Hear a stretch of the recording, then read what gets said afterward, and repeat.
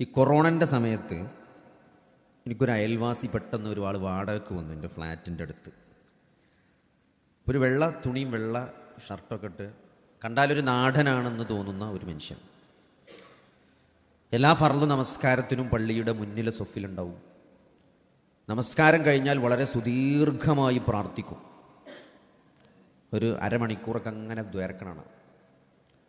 ഞാനൊരു തീരെ ക്ഷമല്ലാത്ത ഒരാളാണ്. എനിക്കൊരു 2 മിനിറ്റിൽ 3 മിനിറ്റിലധികം പ്രാർത്ഥിക്കാൻ കഴിയില്ല. അപ്പോൾ ഞാനൊക്കെ വേഗം സ്വർഗം തരണേ, നരകത്ത് തൊട്ട് കാക്കണേ, ദുന്യാവും ആഖിറും കഴിച്ചിലാക്കണേ എന്ന് പറഞ്ഞാൽ ഞാൻ വേഗം പ്രാർത്ഥിക്കലാണ്. അപ്പോൾ മൂപ്പര് എന്നോട് പറഞ്ഞു എനിക്കും വേണ്ടി ഒന്ന് പ്രാർത്ഥിക്കണം. ഇത് മൂപ്പർക്കും വേണ്ടി ഞാൻ പ്രാർത്ഥിക്കാം. അരമണിക്കൂർ പ്രാർത്ഥിച്ചിട്ടും തീരാഞ്ഞിട്ട് 3 മിനിറ്റൊക്കെ പ്രാർത്ഥിക്കണം എന്നെക്കൊണ്ട് മൂപ്പര് പ്രാർത്ഥിപ്പിച്ചാണ്. അപ്പോൾ ഞാൻ മൂപ്പരോട് ചോദിച്ചു, എന്തിനാണിപ്പോൾ ഞങ്ങൾക്ക് വേണ്ടി പ്രാർത്ഥിക്കണം, എന്താണ് നിങ്ങളെ പ്രശ്നം ചോദിച്ചു. അപ്പോൾ മൂപ്പര് പറഞ്ഞതെന്ന് വെച്ചാൽ കൊറോണൻ്റെ സമയത്ത് മൂപ്പർക്ക് ദുബായിൽ അമ്യൂസ്മെൻറ്റ് പാർക്ക് ഹോൾസെയിലായിട്ട് ഇങ്ങനെ സെറ്റ് ചെയ്ത് കൊടുക്കുന്ന പരിപാടിയാണ്. ഇപ്പോൾ എവിടെയെങ്കിലും ഒരു അമ്യൂസ്മെൻറ്റ് പാർക്ക് വേണമെന്നുണ്ടാൽ മൂപ്പരത് കോൺട്രാക്ട് എടുത്ത് സെറ്റ് ചെയ്ത് കൊടുക്കും.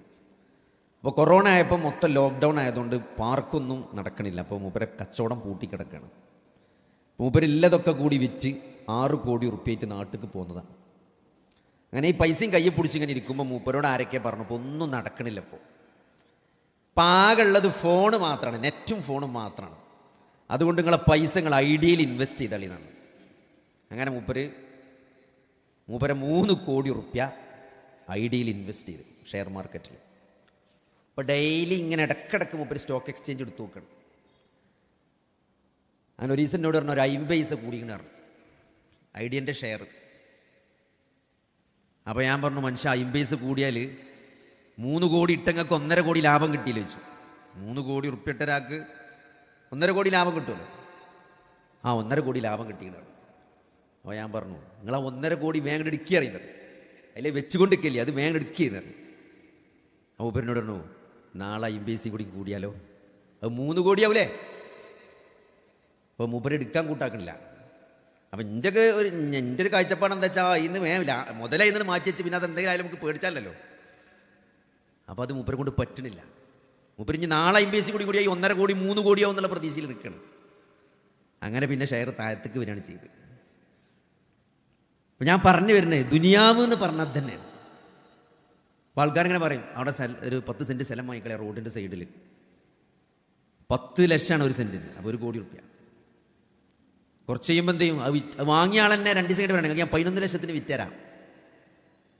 അപ്പോൾ കുറച്ച് കഴിഞ്ഞാൽ ഈ 11 ആവും, 12 ആവും. നമ്മൾ വിൽക്കാൻ നേരത്തെ ഇപ്പോൾ വിൽക്കണ്ട, കുറച്ച് കഴിഞ്ഞിട്ട് വിറ്റാൽ മതി, ഇനി 15 ആവും എന്നറിയും. നമ്മൾ മരിച്ചാൽ നേരത്തെ പറയും അതിന് 20 ആവും എന്നറിയും. അപ്പോൾ എന്ന് പറഞ്ഞാൽ ഇതിൻ്റെ ഒരു മാനസിക സംതൃപ്തിയാണ്. വലിയ ഒരു അമേരിക്കൻ സോഫ്റ്റ്വെയർ കമ്പനീൻ്റെ മുതലാളിനോട്, അത് കമ്പനി ഉണ്ടാക്കിയ ഒരാളാണ്. വളരെ തുടക്കകാലത്ത് ഈ സോഫ്റ്റ്വെയർ ഒക്കെ ഉണ്ടാകുന്നതിൻ്റെ മുമ്പ്, നമ്മളിപ്പോൾ ഇവിടെയൊക്കെ സോഫ്റ്റ്വെയർ ഒക്കെ വരുന്നതിൻ്റെ മുമ്പ് വലിയ മെക്കിൻഡോഷിൻ്റെ ഒക്കെ കമ്പ്യൂട്ടർ ഉണ്ടായിരുന്നു പഴയ. ആ കാലഘട്ടത്തിൽ സോഫ്റ്റ്വെയർ ഡെവലപ്പ് ചെയ്ത ഒരാളാണ്. അപ്പോൾ അയാൾ ജോലി കഴിഞ്ഞ് വന്ന് വീട്ടിൽ ഭാര്യനും കുട്ടികളൊക്കെ ഭക്ഷണം കഴിച്ച് പിന്നെ പോയിട്ട് എന്ത് ചെയ്യും, രണ്ടാമത് പോയിട്ട് സ്വന്തം കമ്പനി ബിൽഡപ്പ് ചെയ്യാൻ. അങ്ങനെ വർഷങ്ങളോളം മെനക്കെട്ടിട്ടാണ് അദ്ദേഹം വലിയൊരു $1 ബില്യൺ വരുമാനമുള്ളൊരു കമ്പനി ഉണ്ടാക്കി. മൂപ്പരെന്ത് ചെയ്ത് അത് വിറ്റു, കിട്ടിയ ലാഭമൊക്കെ കൂടി ബാങ്കിലിട്ട്. ഒരു 10 വർഷങ്ങൾക്ക് ശേഷം ഒരു ഇൻ്റർവ്യൂവിൽ അദ്ദേഹത്തോട് ചോദിക്കുകയാണ്, നിങ്ങളന്ന് വിറ്റത് ഒരു നഷ്ടമായി നിങ്ങൾക്ക് തോന്നില്ല? അപ്പോൾ നമ്മളോട് ചോദിക്കില്ല, മാണമ്പറ വക്കത്ത് നമ്മൾ ഒരു 10 സെൻറ്റ് സ്ഥലം 10 കൊല്ലം മുമ്പ് വിറ്റ്, ഇപ്പം നമുക്ക് തോന്നൂല്ലോ എപ്പോൾ ഉണ്ടെങ്കിൽ കോടിക്കണക്കിന് ഉറുപ്പിട്ടിരുന്നു, അത് വിൽക്കണ്ടില്ലേന്നു എന്നൊക്കെ ചിലപ്പം തോന്നുമല്ലോ. അപ്പോൾ അതേമാതിരി മൂപ്പരോട് ചോദിക്കണം ഇൻ്റർവ്യൂവിൽ, നിങ്ങൾക്ക് അന്ന് ആ കമ്പനി വിൽക്കണ്ടില്ലായിരുന്നു എന്ന് തോന്നില്ല, കാരണം അന്ന് അതിന് $1 ബില്യൺ മൂല്യം ഉണ്ടാവും ആ കമ്പനിക്ക്. മൂപ്പരത് അത്രയൊന്നും മൂല്യമില്ലാത്തൊരു കാലത്ത് വിറ്റ് ഒഴിവാക്കിയതാണ്. മൂപ്പര് പറഞ്ഞൊരു മറുപടി, മൂപ്പര് ഖുർആൻ ഓതുക ബൈബിൾ വായിച്ചൊന്നും ചെയ്യാത്ത ഒരാളാണ്. അങ്ങനെ മൂപ്പര് പറഞ്ഞൊരു മറുപടി എന്താ വെച്ചാൽ, അന്ന് കിട്ടിയ പൈസ ഞാൻ ബാങ്കിൽ ഇട്ടിച്ചു, അതിപ്പോഴും അങ്ങനെ കിടക്കണം, എൻ്റെ ഒരു 10 തലമുറ തിന്ന് തീർത്താലും അത് തീരൂല എന്നാണ്, പിന്നെ ഞാനെന്തിന് അതിനെപ്പറ്റി ആലോചിക്കണം എന്നാണ്. അപ്പോൾ അതാണ് അതിൻ്റെ കറക്റ്റ്. നമുക്ക് എത്ര കിട്ടിയാലും നമ്മൾ ആഗ്രഹങ്ങൾ തീരും. ആദമിൻ്റെ മകൻ്റെ വായ എന്ന് പറഞ്ഞാൽ മണ്ണുകൊണ്ടേ അത് മൂടാൻ പോയുള്ളൂ, അത് തീരുള്ളൂ, ആർത്തി തീരുള്ളൂ. അതായത് മരിച്ച് നമ്മൾ കബർക്കണ് ഇറക്കിച്ചാലേ നമ്മൾ പൂതി മാറുള്ളൂ. അല്ലെങ്കിൽ ഒരു സ്വർണത്തിൻ്റെ മല കൊടുത്താൽ അടുത്ത മല എവിടെയെന്ന് ചോദിക്കുന്നതാണ്. അങ്ങനത്തെ ഒരു മനസ്സാണ് മനുഷ്യൻ്റെ മനസ്സെന്നുള്ളത്. അപ്പോൾ അതിൽ വളരെ വ്യക്തമായിട്ട് ഖുർആൻ വമൽ ഹയാത്തു ദുനിയ ഇല്ലാ മതാഉൽ ഗുറൂർ. ഈ ദുനിയാവെന്നത് എന്താണ്? ഒരു വഞ്ചിക്കുന്ന വിഭവം മാത്രമാണ് എന്ന് വിശുദ്ധ ഖുർആൻ വളരെ വ്യക്തമായിട്ട് നമ്മൾ അറിയിച്ചിട്ടുണ്ട്. വൽ ആഖിറത്തു ഖൈറും വ അബ്ഖ. ആഖിറത്താണ് ഏറ്റവും ഹൈറായിട്ടുള്ളതും എന്നെന്നും നിലനിൽക്കുന്നതും. എത്ര കൃത്യമായിട്ട് ഹൈർ മാത്രമല്ല, അതാണ് നിലനിൽക്കുന്നത്. ദുനിയാവിനൊരിക്കലും പാടെ നിരാകരിക്കല്ല ഇസ്ലാം ചെയ്തിട്ടുള്ളത്, അല്ലേ? റബ്ബന ആതിനാ ഫിദ്ദുനിയ ഹസന വഫിൽ ആഖിറതി ഹസനതൻ വഖിനാ അദാബന്നാർ. അങ്ങനെ ആരും തെറ്റിദ്ധരിക്കേണ്ടതില്ല. ദുനിയാവിനെ പൂർണ്ണമായി ഒഴിവാക്കിയിട്ടല്ല ഇസ്ലാം എന്ത് ചെയ്തിട്ടുള്ളത്, ഇസ്ലാം നമ്മളെ പഠിപ്പിച്ചുള്ളത്. ദുനിയാവിലൊരു ഹൈറുണ്ട്, പക്ഷെ ദുനിയാവിൽ എന്ത് നേടുമ്പോഴും എന്താഗ്രഹിക്കുമ്പോഴും എന്ത് ചെയ്യുമ്പോഴും ആഖിറത്ത് നഷ്ടപ്പെടരുത് എന്നുള്ള ഒരു ബോധം, ആഖിറത്തിലെ വിജയം ലക്ഷ്യം വെച്ചുകൊണ്ടാണ് ദുനിയാവിനെ കൈകാര്യം ചെയ്യേണ്ടത് എന്ന ബോധമാണ് ഖുർആൻ നമ്മളെ പഠിപ്പിക്കുന്നത്. അപ്പം ഇന്ന് പറഞ്ഞാൽ ജീവിതത്തിൻ്റെ വിജയങ്ങളും പരാജയങ്ങളൊക്കെ തീരുമാനിക്കുന്നത് ഒരാളുടെ പണത്തിൻ്റെ ആസ്തിയോ അല്ലെങ്കിൽ അയാളുടെ വരുമാനം, അയാളുടെ ശമ്പളം, പിന്നെ അയാളുടെ പ്രശസ്തി, സ്റ്റാറ്റസ്, പദവി, അല്ലേ? ഇതൊക്കെ നോക്കിയിട്ടാണ് ആളുകൾ ഒരാളുടെ ജയവും പരാജയവും തീരുമാനിക്കുന്നത്. അപ്പോൾ ഞാൻ ഗൾഫിൽ പോയ സമയത്ത് ഒരാൾ പരിചയപ്പെടണം. അപ്പോൾ പരിചയപ്പെടുമ്പം ആൾ വലിയ ഒരു ബൈക്കാണ്, ബൈക്കുമ്പിലാണ് ഇരിക്കുന്നത്. അപ്പോൾ നമ്മൾ സാധാരണ കാണാത്തൊരു ബൈക്കാണ്. അപ്പോൾ ആരോ പറഞ്ഞത് എന്തോ 20 ലക്ഷത്തിനോ 30 ലക്ഷത്തിൻ്റെയൊക്കെ ബൈക്കാണ്. അപ്പോൾ അതിന്മേൽ ഇരുന്നിട്ട് അയാൾ പരിചയപ്പെടും, നിങ്ങൾക്ക് ഇൻസ്റ്റഗ്രാം അക്കൗണ്ട് ഉണ്ടോ എന്നാണ് ചോദിച്ചത്. എന്നോട് ജീവിതത്തിൽ ആദ്യമായിട്ട് ഒരാൾ പരിചയപ്പെടുമ്പോൾ ഇൻസ്റ്റഗ്രാം അക്കൗണ്ട് ഉണ്ടോ ചോദിക്കണേ. അപ്പോൾ അക്കൗണ്ട് ഉണ്ട്, എനിക്ക് കൃത്യമായിട്ട് അതിൻ്റെ എന്തൊന്നും അറിയില്ല. അപ്പോൾ വേറെ കുട്ടികളാരുണ്ടാക്കി തന്ന അക്കൗണ്ടാണ്. അപ്പോൾ നിങ്ങൾക്ക് എത്ര ഫോളോവേഴ്സ് ഉണ്ടെന്ന് മൂപ്പര് ചോദിച്ചു. അപ്പോൾ ചുരുക്കി പറഞ്ഞാൽ നമ്മളെ സ്റ്റാറ്റസ് മൂപ്പർക്ക് എന്തോ കുറച്ച് വലിയൊരാളാണ് തോന്നുന്നു. ഞാൻ പിന്നെ മൂപ്പരെ അങ്ങനെ ചോദിക്കാൻ നിന്നില്ല, ഞാൻ മൂപ്പര് അങ്ങനെ പൊന്തണ്ടാച്ചിട്ട്. അപ്പോൾ മൂപ്പർക്ക് എത്ര ഫോളോവേഴ്സ് ഉണ്ട്. ഞാൻ പറഞ്ഞത് ഒരാൾക്ക് ഫോളോവേഴ്സ് ഉണ്ടോ ട്രെൻഡുകളൊക്കെ നോക്കിയിട്ടാണ് ഇന്ന് ഒരാളുടെ പൊസിഷനും പ്രശസ്തിയും ഒക്കെ നമ്മൾ തീരുമാനിക്കണം. എത്ര ലൈക്സ് കിട്ടുന്നുണ്ട്. ഇപ്പോൾ ഒരു ചങ്ങായി നിസ്കാരം കഴിഞ്ഞിട്ടുണ്ട്. അപ്പോൾ സാധാരണ നമ്മൾ നിസ്കാരത്തിന് മുന്നത്തെ സൊഫ് കിട്ടാൻ വേണ്ടി അവിടെ വന്നിരിക്കണം. നിസ്കാരത്തിന് ഖുശൂ കിട്ടാത്ത എന്താണെന്നൊക്കെ ആൾക്കാർ ചോദിക്കും. നിസ്കാരത്തിന് ഖുശൂ കിട്ടണമെങ്കിൽ നമ്മൾ ബാങ്ക് കൊടുക്കുമ്പോൾ തന്നെ നമസ്കാരത്തിലേക്ക് ഇങ്ങനെ മനസ്സ് കൊണ്ടുവരണം.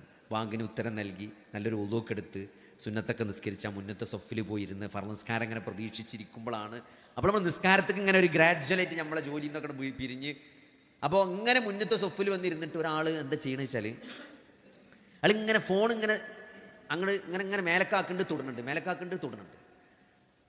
അപ്പോൾ എന്തായാലും മനസ്സിലായി. അപ്പോൾ ഞാൻ അങ്ങനെ കുറച്ചുകൂടി അടുത്ത് നിങ്ങൾ നോക്കി. അപ്പോൾ എന്താ പറയുമ്പോൾ ഇൻസ്റ്റഗ്രാമിൽ ഒരു ലൈക്ക് അടിക്കണം, ഓരോ ഫോട്ടോത്തിനും ലൈക്ക് അടിക്കണം. ഇങ്ങനെ സ്ലൈഡ് ചെയ്യാൻ എന്നിട്ട് തൊട്ടപ്പോൾ ലൈക്കാവും. അങ്ങനെ നോക്കണമെന്നില്ല, അങ്ങനെ തുരുതുരാ ലൈക്ക് അടിച്ചു വിടും. അപ്പോൾ ഞാൻ ചോദിച്ചു, നിങ്ങളെന്തിനും എല്ലാത്തിനും ഇങ്ങനെ ലൈക്ക് അടിക്കണമെന്ന് ചോദിച്ചു.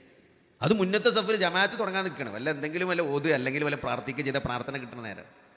അപ്പോൾ മൂപ്പരിനോട് പറഞ്ഞാൽ തരുമോ, നമ്മൾ അങ്ങോട്ട് ലൈക്ക് അടിച്ചാലാണ് ഇങ്ങോട്ട് ലൈക്ക് കിട്ടുള്ളൂ.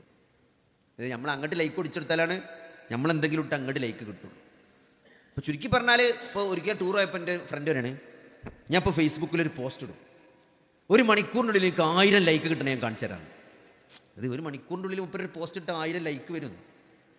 അപ്പോൾ അതൊക്കെ എങ്ങനെ കിട്ടുന്ന ലൈക്കാണ്. ഇത് നമ്മളങ്ങനെ തുരുതുരാ ലൈക്ക് അടിച്ചു കൊടുത്താൽ, ഞാനത് പറഞ്ഞതെന്ന് വെച്ചാൽ ഇതൊക്കെയാണ് നമുക്ക് എത്ര ലൈക്ക് ഉണ്ട്, നമുക്ക് എത്ര ഫോളോവേഴ്സ് ഉണ്ട്. ഇത് വെച്ചിട്ടൊക്കെയാണ് നമ്മൾ ഇന്നത്തെ കാലത്ത് ആളുകൾ പരാജയങ്ങളും ജയങ്ങളും സന്തോഷങ്ങളൊക്കെ തീരുമാനിക്കുന്നത്. അതിൽ വലിയൊരു കുഴപ്പമുണ്ട്, അല്ലേ? ഇപ്പം നമ്മൾ മൊറാലിറ്റി എടുത്താൽ, നമ്മുടെ ധാർമ്മികത എടുത്താൽ, ഇപ്പോൾ നോർമലായിട്ട് നടക്കുന്ന ധാർമ്മികമായി ജീവിക്കണമെന്ന് ആഗ്രഹിക്കുന്ന ആളുകൾ വിമർശിക്കപ്പെടുകയും പരിഹസിക്കപ്പെടുകയും ചെയ്യണം, അല്ലേ? അധാർമികത നോർമലൈസ് ചെയ്യപ്പെടുന്നു, അതൊക്കെ നോർമലാണ്. ഇപ്പം ഇന്നിപ്പോൾ നമ്മൾ പെൺകുട്ടികളെ ഡ്രസ്സൊക്കെ എടുത്തു കഴിഞ്ഞാൽ പാൻറ്റ് നോർമലാണ്, അല്ലേ? എൻ്റെ ഒരു ഫ്രണ്ട് അദ്ദേഹം ഒരാൾ പറഞ്ഞത്, അദ്ദേഹത്തിൻ്റെ മോള് 2 കല്യാണാലോചനകൾ എന്ത് ചെയ്തു, ഒഴിവാക്കി. കാരണം എന്താ വെച്ചാൽ ഈ കല്യാണം ആലോചിച്ച ചെക്കൻ പറഞ്ഞു ജീൻസ് ഇടാൻ പറ്റൂല എന്നാണ് മുപ്പരെ. പുറത്തേക്ക് ജീൻസ് ഇടാൻ പറ്റില്ല, വീടിൻ്റെ ഉള്ളിലെ ജീൻസ് ഇടാൻ പറ്റുള്ളൂ. അപ്പം അങ്ങനത്തെ ഞാൻ വാങ്ങിയ ജീൻസൊക്കെ എന്താ കാട്ടുക, അതുകൊണ്ട് എനിക്ക് വേണ്ടെന്നാണ് പറഞ്ഞത്. വാങ്ങിയ ജീൻസൊക്കെ ഞാൻ എന്താ കാട്ടുകയെന്ന്, അതുകൊണ്ട് ആ കല്യാണം വേണ്ട. നിങ്ങൾ ചോദിക്കി. അപ്പം അങ്ങനെ ഇതിലെന്താണ് തെറ്റ് എന്ന് പോലും ചിന്തിക്കാൻ പറ്റാത്തത്ര രൂപത്തിൽ നോർമലൈസ് ചെയ്യപ്പെട്ട ഒരു സമൂഹത്തിലാണ് നമ്മൾ ജീവിച്ചു കൊണ്ടിരിക്കുന്നത്.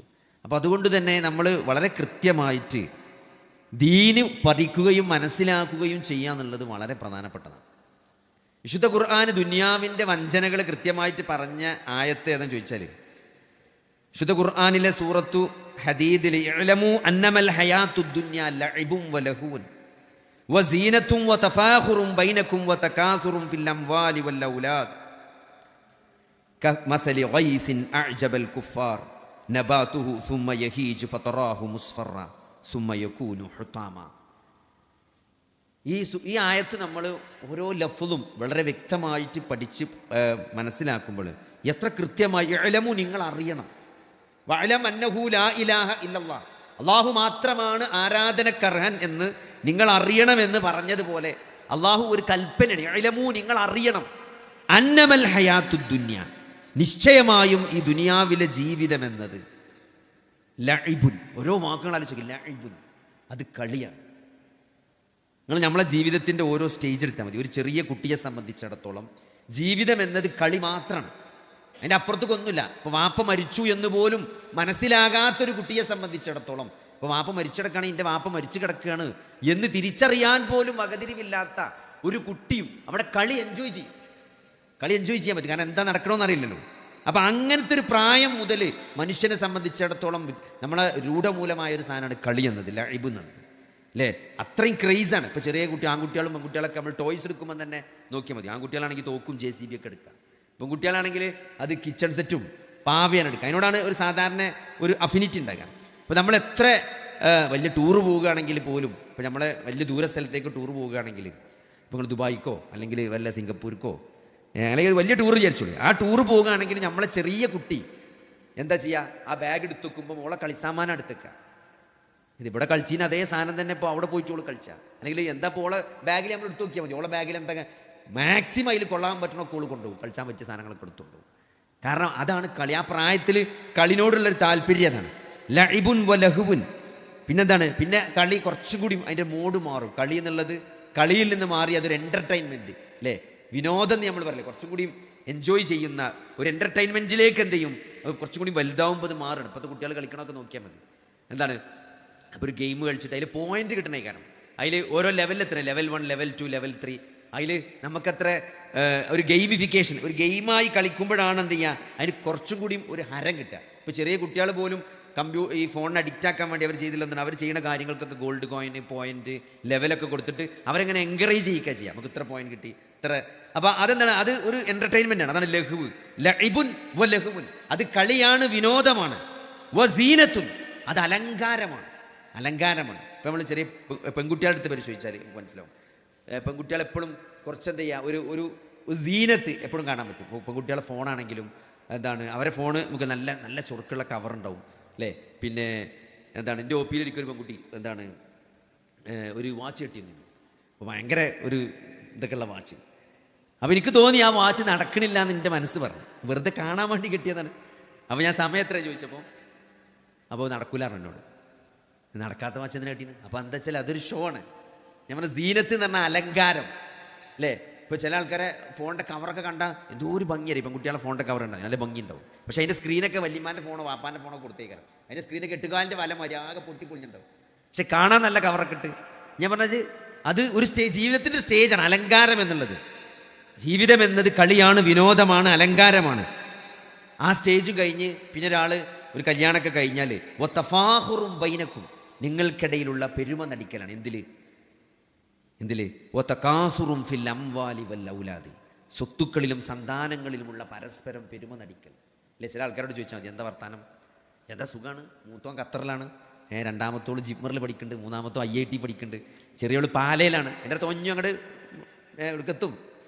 ചുരുക്കി പറഞ്ഞാൽ അത് അല്ല, പറയാനൊരു അഭിമാനമാണ്. ഞാൻ പറഞ്ഞത് ഇതൊക്കെ മനുഷ്യൻ്റെ ഒരു അവസ്ഥയാണ്. അള്ളാഹു പറയുന്നത് ഇതൊക്കെ മനുഷ്യൻ്റെ ഒരു സ്റ്റേജാണ്.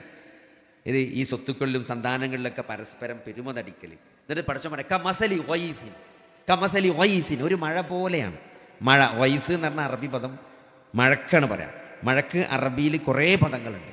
ഇവിടെ വൈസ് എന്നുള്ള പദമാണ് പഠിച്ചോ മഴക്ക് ഉപയോഗിച്ചിട്ടുള്ളത്. വൈസ് എന്ന് പറഞ്ഞാൽ ശരിക്കും ഒരു പാകമായ മഴക്കാണ് സാധാരണ പറയാം. അതായത് മഴ കൂടിയാലും പ്രശ്നമാണ്, മഴ കുറഞ്ഞാലും പ്രശ്നമാണ്. അപ്പോൾ ഈ നല്ല വേനൽക്കൊക്കെ ചെറിയൊരു ചാറ്റൽ മഴ പെയ്താൽ എൻ്റെ വല്യമ്മയൊക്കെ പറയും, ഈ മഴ ഇപ്പം നല്ലീനല്ല, ആ കശുവണ്ടിൻ്റെയും മാവിൻ്റെ ഒക്കെ പൂവ് എന്ത് ചെയ്യും, കരിഞ്ഞു പോകുന്നത്. അത് കുറച്ചുകൂടി നന്നായി പെയ്തൊക്കെയാണെങ്കിൽ പ്രശ്നമില്ലേ എന്നൊന്ന് പറയും.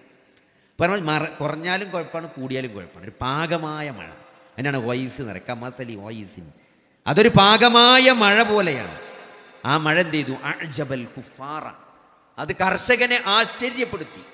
നബാത്തുഹു അതിൻ്റെ ചെടികൾ അതിങ്ങനെ മഴ പെയ്തിട്ട് അതിങ്ങനെ നല്ല സമൃദ്ധിയായി വളർന്നു വന്നപ്പോൾ എന്ത് ചെയ്തു? കർഷകൻ അത് വളരെ കൗതുകമായി, വളരെ ആശ്ചര്യമായി. സുമ്മ യഹീജു ഫതറാഹു മുസ്ഫറ, പിന്നെ അത് വാടി ഉണങ്ങിപ്പോയി. പിന്നെ അതെന്ത് ചെയ്തു? അതിങ്ങനെ വൈക്കോലായി ഒരു മഞ്ഞ നിറത്തിലായി ഇതിങ്ങനെ നുരുമ്പിപ്പോയി എന്നാണ്. ഇവിടെ ഈ ആയത്തിൽ നമ്മൾ ശ്രദ്ധിച്ചാൽ മനസ്സിലായൊരു കാര്യമുണ്ട്. അല്ലാഹു സുബ്ഹാനഹു വ തആല ഇവിടെ പറയാതെ പോയൊരു കാര്യമുണ്ട്. സാധാരണഗതിയിൽ ഏതൊരു കർഷകൻ്റെയും ഏറ്റവും വലിയ ഒരു സന്തോഷം എന്നൊക്കെ പറഞ്ഞാൽ നമ്മൾ എത്ര കൃഷി നടത്തിയാലും ആ കൃഷിയുടെ വിളവെടുപ്പായിരിക്കും. ഇപ്പോൾ നമ്മളിപ്പോൾ ഒരു വാഴക്കൃഷി വെക്കുകയാണെങ്കിൽ ആ വാഴക്ക് പാകമായ ഒരു മണ്ണ് തയ്യാറാക്കി അതിൻ്റെ വിത്ത്, ഏറ്റവും നല്ല വിത്ത് നമ്മൾ കണ്ടെത്തി അത് ഓണത്തിനൊക്കെ വിളവെടുത്താലാണ് നല്ല വില കിട്ടുക. വിഷുവിന് ഓണത്തിനൊക്കെ നമ്മൾ മാർക്കറ്റിൽ പായം ഇറക്കിയാലാണ് നമുക്ക് പൈസ കിട്ടുക. അപ്പോൾ അത് ആ ഒരു സമയത്തേക്ക് വിളവ് വരുന്ന രൂപത്തിൽ കൃഷി പ്ലാൻ ചെയ്ത് നമ്മൾ അത്രയും കാലം കൃഷി നടത്തുന്നതൊക്കെ എന്താണ്? ആ വിളവെടുപ്പിൻ്റെ അന്നുള്ള സന്തോഷം. ഇവിടെ ഈ കൃഷിയെപ്പറ്റി അള്ളാഹു പറഞ്ഞു കൊടുത്ത് അതിൻ്റെ വിളവെടുപ്പിനെ പറ്റി പറയണേല്ല. അതിൻ്റെ ചെടിയൊക്കെ നല്ല ഉഷാറായിട്ട് വന്നു, കർഷകരെ ആശ്ചര്യപ്പെടുത്തി, പിന്നെ അതങ്ങോട്ട് നുരുമ്പിച്ച് പോയി. അതിൻ്റെ പ്രതിഫലത്തെക്കുറിച്ച് എന്ത് ചെയ്യുന്നില്ല അള്ളാഹു സുബ്ഹാനഹു വ തആല പറയുന്നത്. അത് ആഖിറത്തിലാണ് പ്രതിഫലം എന്നുള്ളത്. ആഖിറത്തിലാണ് ഒരാൾക്ക് പൂർത്തിയാക്കി കൊടുക്കുക. എന്നിട്ട് അതെന്താണ്? അതിന് മഞ്ഞ വർണ്ണമുള്ളതായി അത് അങ്ങനെ നുരുമ്പി അങ്ങോട്ട് പോയി. ഇതേപോലെയാണ് ദുനിയാവിലെ ജീവിതം എന്നത്. അപ്പോൾ ഇത് നമ്മൾ കൃത്യമായിട്ട്, ദുനിയാവ് എന്ന് പറഞ്ഞാൽ ഒരു സത്യവിശ്വാസിയെ സംബന്ധിച്ചിടത്തോളം ഇത് ജീവിതത്തിലെ പരീക്ഷണമാണ്. അല്ലദീ ഖലഖൽ മൗത വൽ ഹയാത ലിയബ്ലുവകും അയ്യുക്കും അഹ്സനു അമല. നിങ്ങളിൽ ഏറ്റവും നന്നായി പ്രവർത്തിക്കുന്നത് ആരാണ് എന്ന് കൃത്യമായിട്ട് മനസ്സിലാക്കാനുള്ള അള്ളാഹുവിൻ്റെ ഒരു പരീക്ഷണമാണ് ഈ ദുനിയാവ് എന്ന്. അപ്പോൾ അത് നമ്മൾ കൃത്യമായിട്ട് മനസ്സിലാക്കണം. അള്ളാഹു സുബ്ഹാനഹു വ തആല ഇവിടെ നമ്മൾ പലപ്പോഴും എന്താണ്, നമ്മൾ അനുഗ്രഹങ്ങൾ നമ്മൾ എന്ത് ചെയ്യും? പരീക്ഷണങ്ങളെ നമ്മൾ പലപ്പോഴും ഒരു ഇതായിട്ട് കാണും. ഒരു അള്ളാഹുവിൻ്റെ പരീക്ഷണമായിട്ട് നമുക്കൊരു പ്രയാസം, ഒരു രോഗം, ഒരു ബുദ്ധിമുട്ട്, ശാരീരികമായിട്ടോ മാനസികമായിട്ടോ സാമ്പത്തികമായിട്ടോ ഉള്ള പരീക്ഷണങ്ങളെ, പ്രതിസന്ധികളൊക്കെ നമ്മൾ അള്ളാഹുവിൻ്റെ ഒരു പരീക്ഷണമായിട്ട് ചിലപ്പോൾ നമ്മൾ കാണും. പക്ഷേ ഒരു അനുഗ്രഹം, അതായത് നമുക്ക് എന്തെങ്കിലും ഒരു അനുഗ്രഹങ്ങൾ ലഭിക്കുക എന്നതിനെ പലപ്പോഴും നമ്മൾ എന്ത് ചെയ്യില്ല, അതൊരു പരീക്ഷണമായിട്ട് നമ്മൾ കാണാറില്ല എന്നുള്ളതാണ്. നമ്മൾ ഏറ്റവും കൂടുതൽ നമ്മൾ ശ്രദ്ധിക്കേണ്ട ഒരു വിഷയം എന്താ വെച്ചാൽ, ഏറ്റവും വലിയ പരീക്ഷണം എന്നത് അനുഗ്രഹങ്ങളാണ്. ആ അനുഗ്രഹങ്ങൾക്ക് നന്ദി കാണിക്കുന്നുണ്ടോ എന്ന് അള്ളാഹു ടെസ്റ്റ് ചെയ്യാനുള്ള പരീക്ഷണമായിട്ടാണ് പലപ്പോഴും നമുക്ക് അനുഗ്രഹങ്ങൾ നൽകുക. ഒരു പ്രതിസന്ധി വരുമ്പോൾ സ്വാഭാവികമായിട്ടും മനുഷ്യൻ അള്ളാഹുവിലേക്ക് അടുക്കും, അല്ലേ? നമുക്കൊരു പ്രയാസം ഉണ്ടായാൽ നമ്മളിപ്പോൾ ആര് പറഞ്ഞിട്ടില്ലെങ്കിൽ നമ്മൾ അള്ളാഹുവിലേക്ക് മടങ്ങും. പക്ഷേ ഒരു അനുഗ്രഹം ലഭിക്കുമ്പോൾ നമ്മൾ അതിന് നന്ദി കാണിക്കുക, അള്ളാഹുവിനെ മറക്കാതെ അള്ളാഹുവിലേക്ക് കൂടുതൽ അടുക്കുക. ലൈൻ ശകർത്തും ല അസീദന്നക്കും എന്നാണ്. നിങ്ങൾ നന്ദി കാണിച്ചാൽ നിങ്ങൾക്ക് ഞാൻ വർദ്ധിപ്പിച്ചു തരുന്നതാണ്. അപ്പോൾ അതുകൊണ്ട് ആ രൂപത്തിൽ പരീക്ഷണങ്ങളെ കാണാം. പ്രത്യേകിച്ച് ഒരു ഏറ്റവും വലിയ നന്ദി എന്ന് പറഞ്ഞത്, നമ്മൾ ഏതൊരു അവസ്ഥയിലും അള്ളാഹുവിന് നന്ദി കാണിക്കാനുള്ളൊരു മനസ്സ് നമുക്കുണ്ടാകുക എന്നുള്ളതാണ് ഈ ജീവിതത്തിലെ ഏറ്റവും വലിയ ചലഞ്ച്. അതിപ്പോൾ നമുക്കൊരു അനുഗ്രഹം വരികയാണെങ്കിലും ഒരു പ്രതിസന്ധി വരികയാണെങ്കിലും അതിലൊക്കെ നിന്നുകൊണ്ട് നമുക്ക് അള്ളാഹുവിന് നന്ദി കാണിച്ചുകൊണ്ട് മുന്നോട്ട് പോകാൻ പറ്റുക എന്നുള്ളത്. ഒരു അസുഖം വന്നു, ആ അസുഖത്തിലും നമുക്ക് നമ്മളെ പ്രാർത്ഥനകളും നമ്മളെ നിസ്കാരങ്ങളും എല്ലാം നിർവഹിച്ചുകൊണ്ട് അള്ളാഹുവിന് നന്ദി കാണിച്ചുകൊണ്ട് മുന്നോട്ട് പോകാൻ പറ്റുന്നൊരു മനസ്സ് നമുക്ക് കിട്ടുക എന്നുള്ളതാണ് അള്ളാഹു നമ്മളോട് കാണിക്കുന്ന ഏറ്റവും വലിയ കാരുണ്യം. അപ്പോൾ അതിനെന്ത് വേണം? അത് നല്ലൊരവസ്ഥയിൽ, ഏതൊരവസ്ഥയിലും ആ ഒരു നിലപാട് വെച്ച് ജീവിക്കുന്ന ആളുകൾക്ക് അതിനെന്ത് ചെയ്യുള്ളൂ, അതിന് സാധിക്കുള്ളൂ. അപ്പോൾ അതുകൊണ്ട് ഇന്ന് ടെക്നോളജിയൊക്കെ അഡ്വാൻസ് ചെയ്ത് വരുമ്പോൾ നമ്മൾ മനസ്സിലാക്കേണ്ടതെന്ന് വെച്ചാൽ നമ്മൾ നിരന്തരം താരതമ്യം ചെയ്യണം. പണ്ടില്ലാത്ത രൂപത്തിൽ ഇന്ന് ആളുകൾ സങ്കടം, ഡിപ്രഷനും അതേപോലെ ആത്മഹത്യയും എല്ലാം വരാനുള്ളൊരു കാരണം എന്താ വെച്ചാൽ എല്ലാവരും അവരുടെ കാര്യങ്ങൾ സെലിബ്രേറ്റ് ചെയ്യണം, അല്ലേ? ഇപ്പോൾ ഒരു വണ്ടി എടുക്കുകയാണെങ്കിൽ, പിന്നെ ഒരു പരീക്ഷ പാസ്സായി, ഇപ്പോൾ തോന്നിപ്പോൾ കോൺവെക്കേഷൻ, ഞാൻ ഇങ്ങനെ ഇപ്പോൾ ഒരു കോൺവെക്കേഷൻ്റെ പോസ്റ്റർ ഉണ്ട് അപ്പോൾ ഞാൻ എന്ത് കോൺവെക്കേഷൻ അയച്ചു? അപ്പോൾ LKG കോൺവെക്കേഷൻ, LKG കോൺവെക്കേഷൻ നടക്കുകയാണ്. എന്നിട്ട് അത് സ്റ്റാറ്റസ് ഇടുകയാണ്, അതിന് എല്ലാവരും പോയി, അതൊരു സംഭവമാണ്. അപ്പോൾ LKG കോൺവെക്കേഷനിൽ പങ്കെടുത്തിട്ടില്ലെങ്കിൽ ജീവിതത്തിൽ എന്തോ വലിയ നഷ്ടം സംഭവിക്കുന്നൊക്കെ ഞങ്ങൾ എല്ലാം സെലിബ്രേറ്റ് ചെയ്യപ്പെടും. അപ്പോൾ അതുകൊണ്ട് തന്നെ ആളുകൾ പരസ്പരം താരതമ്യം ചെയ്യുകയും അതേപോലെ തന്നെ നമുക്ക് അസൂയ, ഈ സാധനങ്ങളൊക്കെ ഇതൊക്കെ ജീവിതത്തിലേക്ക് കടന്നു വരികയാണ്. എല്ലാവരും ഇപ്പോൾ ഒരു വണ്ടി വാങ്ങുമ്പം ആ വണ്ടി എടുക്കാൻ പോണത് അതിൻ്റെ സ്റ്റാറ്റസ്, അത് അവിടെ പൂത്തിരി എത്തിച്ച് അതിൻ്റെ സ്റ്റാറ്റസ്. അപ്പോൾ ഈ വണ്ടി ഇതൊന്നും ഇല്ലാത്ത ആളുകളെ സംബന്ധിച്ചിടത്തോളം എന്താ വെച്ചാൽ ജീവിതത്തിൽ എന്തോ ഭയങ്കരമായ നിരാശയിലേക്കും ഭയങ്കരമായ പരാജയത്തിലാണ് നമ്മൾ ജീവിച്ചു കൊണ്ടിരിക്കുന്നത് എന്നൊക്കെയുള്ള ഒരു ഫീലിങ്ങിലേക്കും അങ്ങനത്തെ ഒരു യുഗത്തിലാണ് നമ്മൾ ജീവിച്ചുകൊണ്ട്. അപ്പോൾ അതേപോലെ തന്നെ സംതൃപ്തിനെ പെട്ടെന്ന്, ഇപ്പോൾ ചെറിയ നമ്മൾ കുട്ടികളെ നോക്കിയാൽ മനസ്സിലാവും, എല്ലാം പെട്ടെന്ന് ചോദിക്കുമ്പോൾ ഇതിന് കിട്ടണം. അപ്പോൾ ഒന്നൊരു സൈക്കിൾ വാങ്ങിത്തരണം എന്ന് പറഞ്ഞാൽ അത് 2 ദിവസം കൊണ്ട് വാങ്ങിക്കൊടുക്കണം, കാത്തിക്കാൻ പറ്റൂല. അങ്ങനെ ഇൻസ്റ്റൻറ്റ് ഗ്രാറ്റിഫിക്കേഷൻ എന്ന് പറയും. നമ്മൾ വിചാരിച്ചതൊക്കെ നേടുകയാണല്ലോ. അപ്പോൾ നമ്മളെ സംബന്ധിച്ചിടത്തോളം എന്താ വെച്ചാൽ, നമുക്കിപ്പോൾ എൻ്റെ ചെറുപ്പത്തിലൊക്കെ ഒരു ഡ്രസ്സ് കിട്ടുക എന്ന് പറഞ്ഞാൽ അത് പെരുന്നാക്കേ ഉള്ളൂ. പെരുന്നാക്ക് അന്ന് വാപ്പാൻ്റെ കയ്യിൽ പൈസ ഉണ്ടെങ്കിൽ നമുക്കൊരു ഡ്രസ്സ് കിട്ടും, അതില്ലെങ്കിൽ അന്നും കിട്ടൂല. അതിൻ്റെ ഇടയ്ക്ക് ഡ്രസ്സ് തരുന്ന പരിപാടിയില്ല. അതിൻ്റെ ഇടയ്ക്ക് അല്ലെങ്കിൽ അമ്മോൻ്റെ കല്യാണമൊക്കെ ഉണ്ടാവണം, അമ്മ എടുത്തരണം. അമ്മാവന്മാരെ കല്യാണം ഉണ്ടായിട്ട് അമ്മാവന്മാർ എടുത്തുതരിക എന്നല്ലാതെ വേറെ നമുക്ക് ഡ്രസ്സില്ല. ഇന്നങ്ങനല്ല. ഇന്നിപ്പോൾ എന്താണ്, ഇന്ന് സ്കൂളിൽ പരിപാടി, നാളെ കോളേജിലൊരു പരിപാടി, മറ്റൊരു പരിപാടി. അപ്പോൾ ഓരോ പരിപാടിക്കും ഓരോ കളർ കോഡ് ഡ്രസ്സ്. അപ്പോൾ അതുകൊണ്ട് തന്നെ ഇതൊക്കെ ഇങ്ങനെ കിട്ടുന്ന ഒരാളെ സംബന്ധിച്ചിടത്തോളം എന്താ വെച്ചാൽ, അങ്ങനെ ഒന്നിങ്ങനെ ഒരു സാധനം വെയിറ്റ് ചെയ്യുക എന്നുള്ള ഒരു ഫീലിങ്ങോ അതിൻ്റെ ഒരു വികാരം അങ്ങനെയൊന്നും ഇന്നത്തെ ആളുകൾക്കറിയില്ല. ഇൻസ്റ്റൻ്റായിട്ട് വിചാരിക്കുമ്പോൾ എന്ത് ചെയ്യണം, സാധനങ്ങൾ കിട്ടണം. അങ്ങനെ കിട്ടാതെ വരും. അതിൻ്റെ പ്രശ്നമുണ്ട്. ഈ വിചാരിക്കുമ്പോൾ തന്നെ നടക്കണം എന്ന് പറഞ്ഞാൽ ഇൻസ്റ്റൻറ്റ് ഗ്രാറ്റിഫിക്കേഷനും നമ്മളെ ആത്മീയതയും തമ്മിൽ ചെറിയൊരു പ്രയാസം ഉണ്ടാവും. എന്നാൽ നമ്മളെ സംബന്ധിച്ചിടത്തോളം എന്താ വെച്ചാൽ, നമ്മളിതൊക്കെ ക്ഷമിച്ചും സഹിച്ചു നിൽക്കുന്ന ഒരു സ്വർഗ്ഗമുണ്ട്, നാളെ അള്ളാഹു പ്രതിഫലം നൽകും. അത് ഇൻസ്റ്റൻറ്റ് ഗ്രാറ്റിഫിക്കേഷൻ അല്ല, അത് കുറച്ച് കഴിഞ്ഞിട്ട് വരാനുള്ള സംഭവമാണ് അല്ലേ. ഒരു മാഷറ വരാണ്ട്, ഒരു വിചാരണ വരാണ്ട്. അതുകൊണ്ട് വൈൻ തസ്ബിറൂ വ തത്തഖൂ, നിങ്ങൾ ക്ഷമിക്കണം, നിങ്ങൾ തെക്കുവ കൈകൊള്ളണം. ക്ഷമിക്കണം എന്ന് വിശുദ്ധ ഖുർആൻ പല സ്ഥലത്ത് പറഞ്ഞൊരു കാര്യമാണ്. കാരണം ക്ഷമ എന്നുള്ളത് വളരെ പ്രധാനപ്പെട്ട ഒരു കാര്യമാണ്. പിന്നെ നബി സല്ലല്ലാഹു അലൈഹി വസല്ലമയുടെ ജീവിതം എടുത്ത് നോക്കിയാൽ വളരെ പ്രയാസങ്ങളിലൂടെയും പ്രതിസന്ധികളിലൂടെയും ഒക്കെ കടന്നു പോകുമ്പോഴും എല്ലാം അള്ളാഹു നിരന്തരമായി ഓർമ്മപ്പെടുത്തുന്നത് എന്താണ്, തസ്ബിറൂ എന്നാണ്. നിങ്ങൾ ക്ഷമിക്കണം പ്രവാചകരെ എന്നുള്ളതാണ്. അപ്പോൾ വിശ്വാസിയെ സംബന്ധിച്ചിടത്തോളം ക്ഷമിക്കുക എന്നുള്ളത് വളരെ പ്രധാനപ്പെട്ടതാണ്. അപ്പോൾ പുതിയ തലമുറക്ക് കഴിയാത്തതും ആയൊരു സാധനമാണ് ഈ ക്ഷമിക്കുക എന്നുള്ളത്. കാരണം അവർക്ക് വിചാരിച്ചതൊക്കെ പെട്ടെന്ന് കിട്ടുന്ന ഒരു അവസ്ഥയിൽ ജീവിച്ചു പോകുന്നത് കൊണ്ട് തന്നെ അവർക്ക് ക്ഷമിക്കുക എന്നുള്ളത് വളരെ പ്രയാസമുള്ള കാര്യമാണ്. അപ്പോൾ ക്ഷമിക്കുക എന്നുള്ളത് നമ്മുടെ ദീനിൻ്റെ ഒരു ഭാഗമാണ്. വിശ്വാസിയെ സംബന്ധിച്ചിടത്തോളം ക്ഷമ എന്നുള്ളത് വളരെ പ്രധാനപ്പെട്ട, കാരണം അള്ളാഹു സുബ്ഹാനഹു വ തആല ക്ഷമിക്കുന്ന ആളുകൾക്ക് വലിയ പ്രതിഫലം നൽകുന്നു എന്നൊക്കെ പറഞ്ഞു. അതൊക്കെ പലപ്പോഴും ആഖിറത്തിലാണ് കിട്ടുക. അപ്പോൾ നമ്മൾ യൂസുഫ് നബിൻ്റെ ജീവിതം എടുത്ത് പരിശോധിച്ചാൽ അല്ലേ, നബി സല്ലല്ലാഹു അലൈഹി വസല്ലമയുടെ ജീവിതത്തിൽ പിന്നെ ഈ സൂറത്ത് യൂസുഫ് ഇറങ്ങണ പശ്ചാത്തലം നമ്മൾ പരിശോധിച്ചാൽ മനസ്സിലാവും. നബി സല്ലല്ലാഹു അലൈഹി വസല്ലമയെ സംബന്ധിച്ചിടത്തോളം നബി സല്ലല്ലാഹു അലൈഹി വസല്ലമ ഏറ്റവും കൂടുതൽ പ്രതിസന്ധികളിലൂടെ കടന്നുപോയ ഒരു ഘട്ടത്തിലാണ് ഈ സൂറത്ത് യൂസുഫ് ഇറങ്ങുന്നത്. നബിൻ്റെ ജീവിതത്തിലെ ഏറ്റവും പ്രതിസന്ധി നിറഞ്ഞ കാലഘട്ടം പരിശോധിച്ചാൽ ആയിഷ ബീവി നബിനോട് ചോദിക്കുന്നുണ്ട്, നബി നിങ്ങൾക്ക് ഏറ്റവും വിഷമുണ്ടായ ഒരു സമയം എപ്പോഴാണ്? ഖദീജ ബീവി മരിച്ചപ്പോഴാണ് എന്നാണ് അവർ വിചാരിച്ചത്. പക്ഷെ അങ്ങനല്ല. നബി സല്ലല്ലാഹു അലൈഹി വസല്ലം പറഞ്ഞ മറുപടി എന്താ പറയുന്നത്? ത്വായിഫിൽ പോയി. നബി സല്ലല്ലാഹു അലൈഹി വസല്ലമക്ക് മക്കയിൽ അഭയം കിട്ടിയില്ല. ലാ ഇലാഹ ഇല്ലല്ലാഹ് ദഅവത്ത് ചെയ്തപ്പം കുടുംബക്കാരും നാട്ടുകാരും എല്ലാം ശത്രുക്കളായി മാറി. അങ്ങനെ ത്വായിഫിൽ എന്തെങ്കിലും അഭയം കിട്ടുമോ എന്ന് നോക്കാൻ വേണ്ടിയിട്ട് ത്വായിഫിലേക്ക് ചില ആളുകളായിട്ടൊക്കെ സംസാരിച്ച് സെറ്റ് ചെയ്ത് വെച്ചിരുന്നു. പക്ഷേ ഉത്ബത്തും ഷെയ്ബത്തും അവിടെ ചെന്ന് സംസാരിച്ചിട്ട് എന്ത് ചെയ്തു, അതൊക്കെ ഇല്ലാതാക്കി നബി സല്ലല്ലാഹു അലൈഹി വസല്ലമയെ ഒറ്റപ്പെടുത്തി. അങ്ങനെ അവിടെ ചെന്നപ്പോൾ അവരൊക്കെ കൈവെടിഞ്ഞു. അങ്ങനെ ത്വായിഫിൻ്റെ തെരുവുകളിൽ അവിടുത്തെ കുട്ടികൾ കല്ലെറിയുന്നൊരവസ്ഥ വരെ നബി സല്ലല്ലാഹു അലൈഹി വസല്ലമക്ക് ഉണ്ടായി.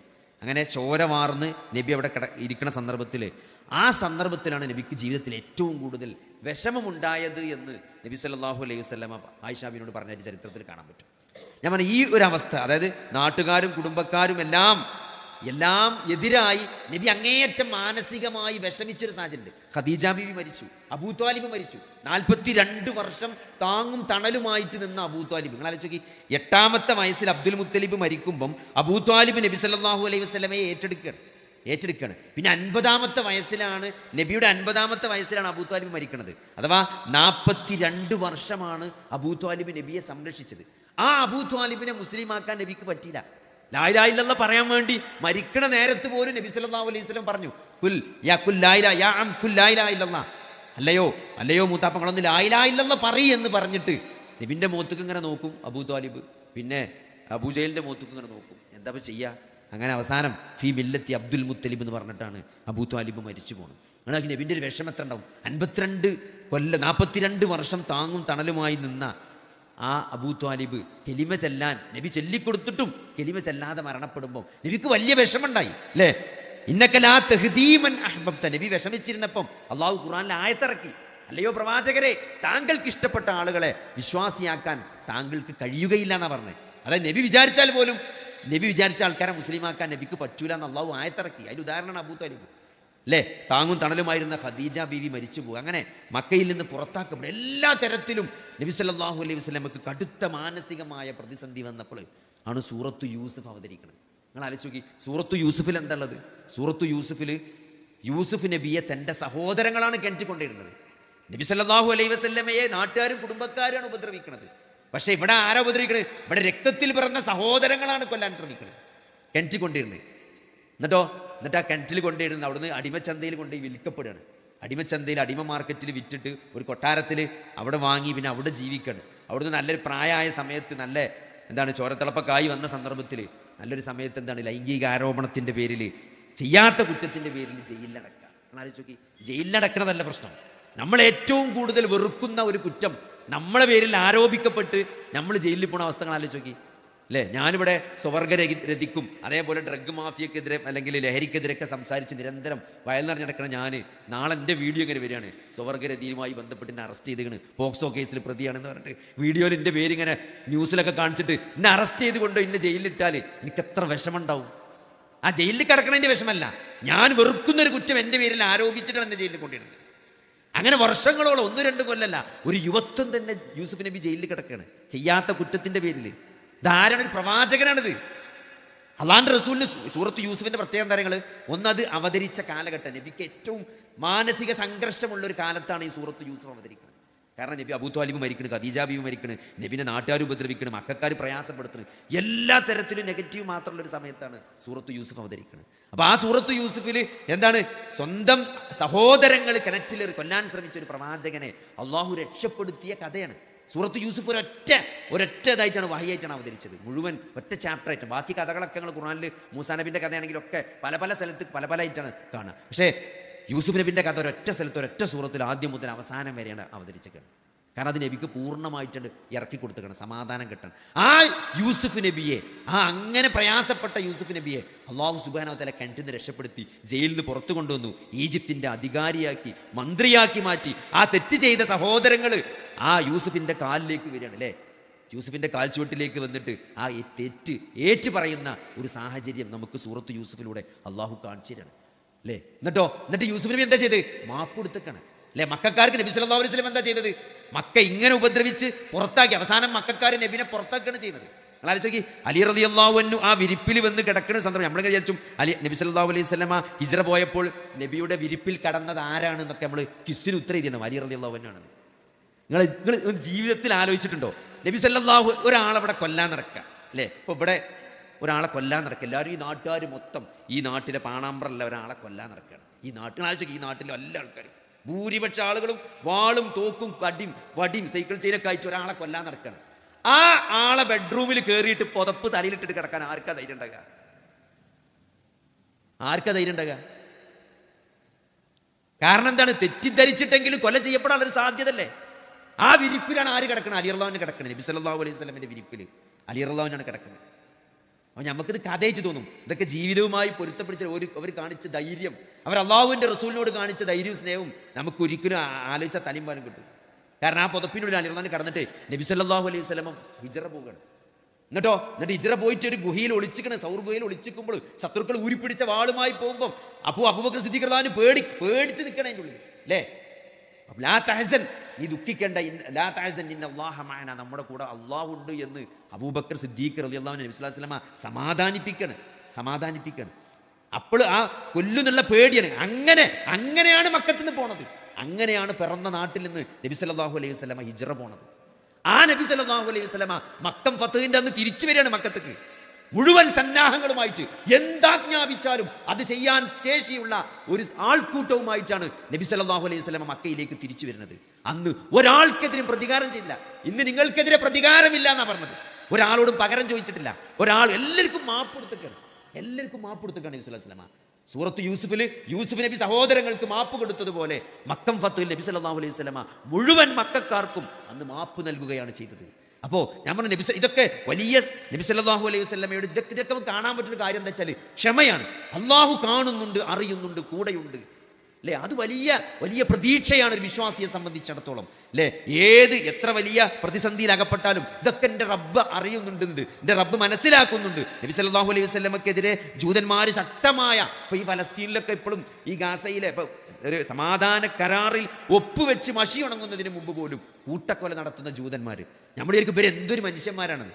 ഇവരെന്തോ മനുഷ്യന്മാരാണ്, അല്ലേ? സക്കരിയ നബിയെ കൊന്നവരാണ് ഇവർ, യഹ്യാ നബിയെ കൊന്നവരാണ് ഇവർ, പ്രവാചകന്മാരെ നടുകെ ഈർച്ചവാൾ കൊണ്ട് ഛേദിച്ചവരാണ് ഇവർ, അല്ലേ? യഹൂദന്മാരുടെ ചരിത്രത്തിൽ കാണാൻ പറ്റും, ഒരു മനു ഇസ്രായേലി ഒരു പ്രവാചകൻ ഓടി ഒളിച്ച് ഒരു മരത്തിന്റെ പൊത്തിലൊളിച്ചപ്പം ആ മരം മുറിച്ചു വന്നിട്ട് ഈർന്ന് കാണാം, മനുഷ്യനടക്കം, ആ പ്രവാചകനടക്കം ആ മരത്ത് ഈർന്നവരാണ് ആര് മനു ഇസ്രായേൽ.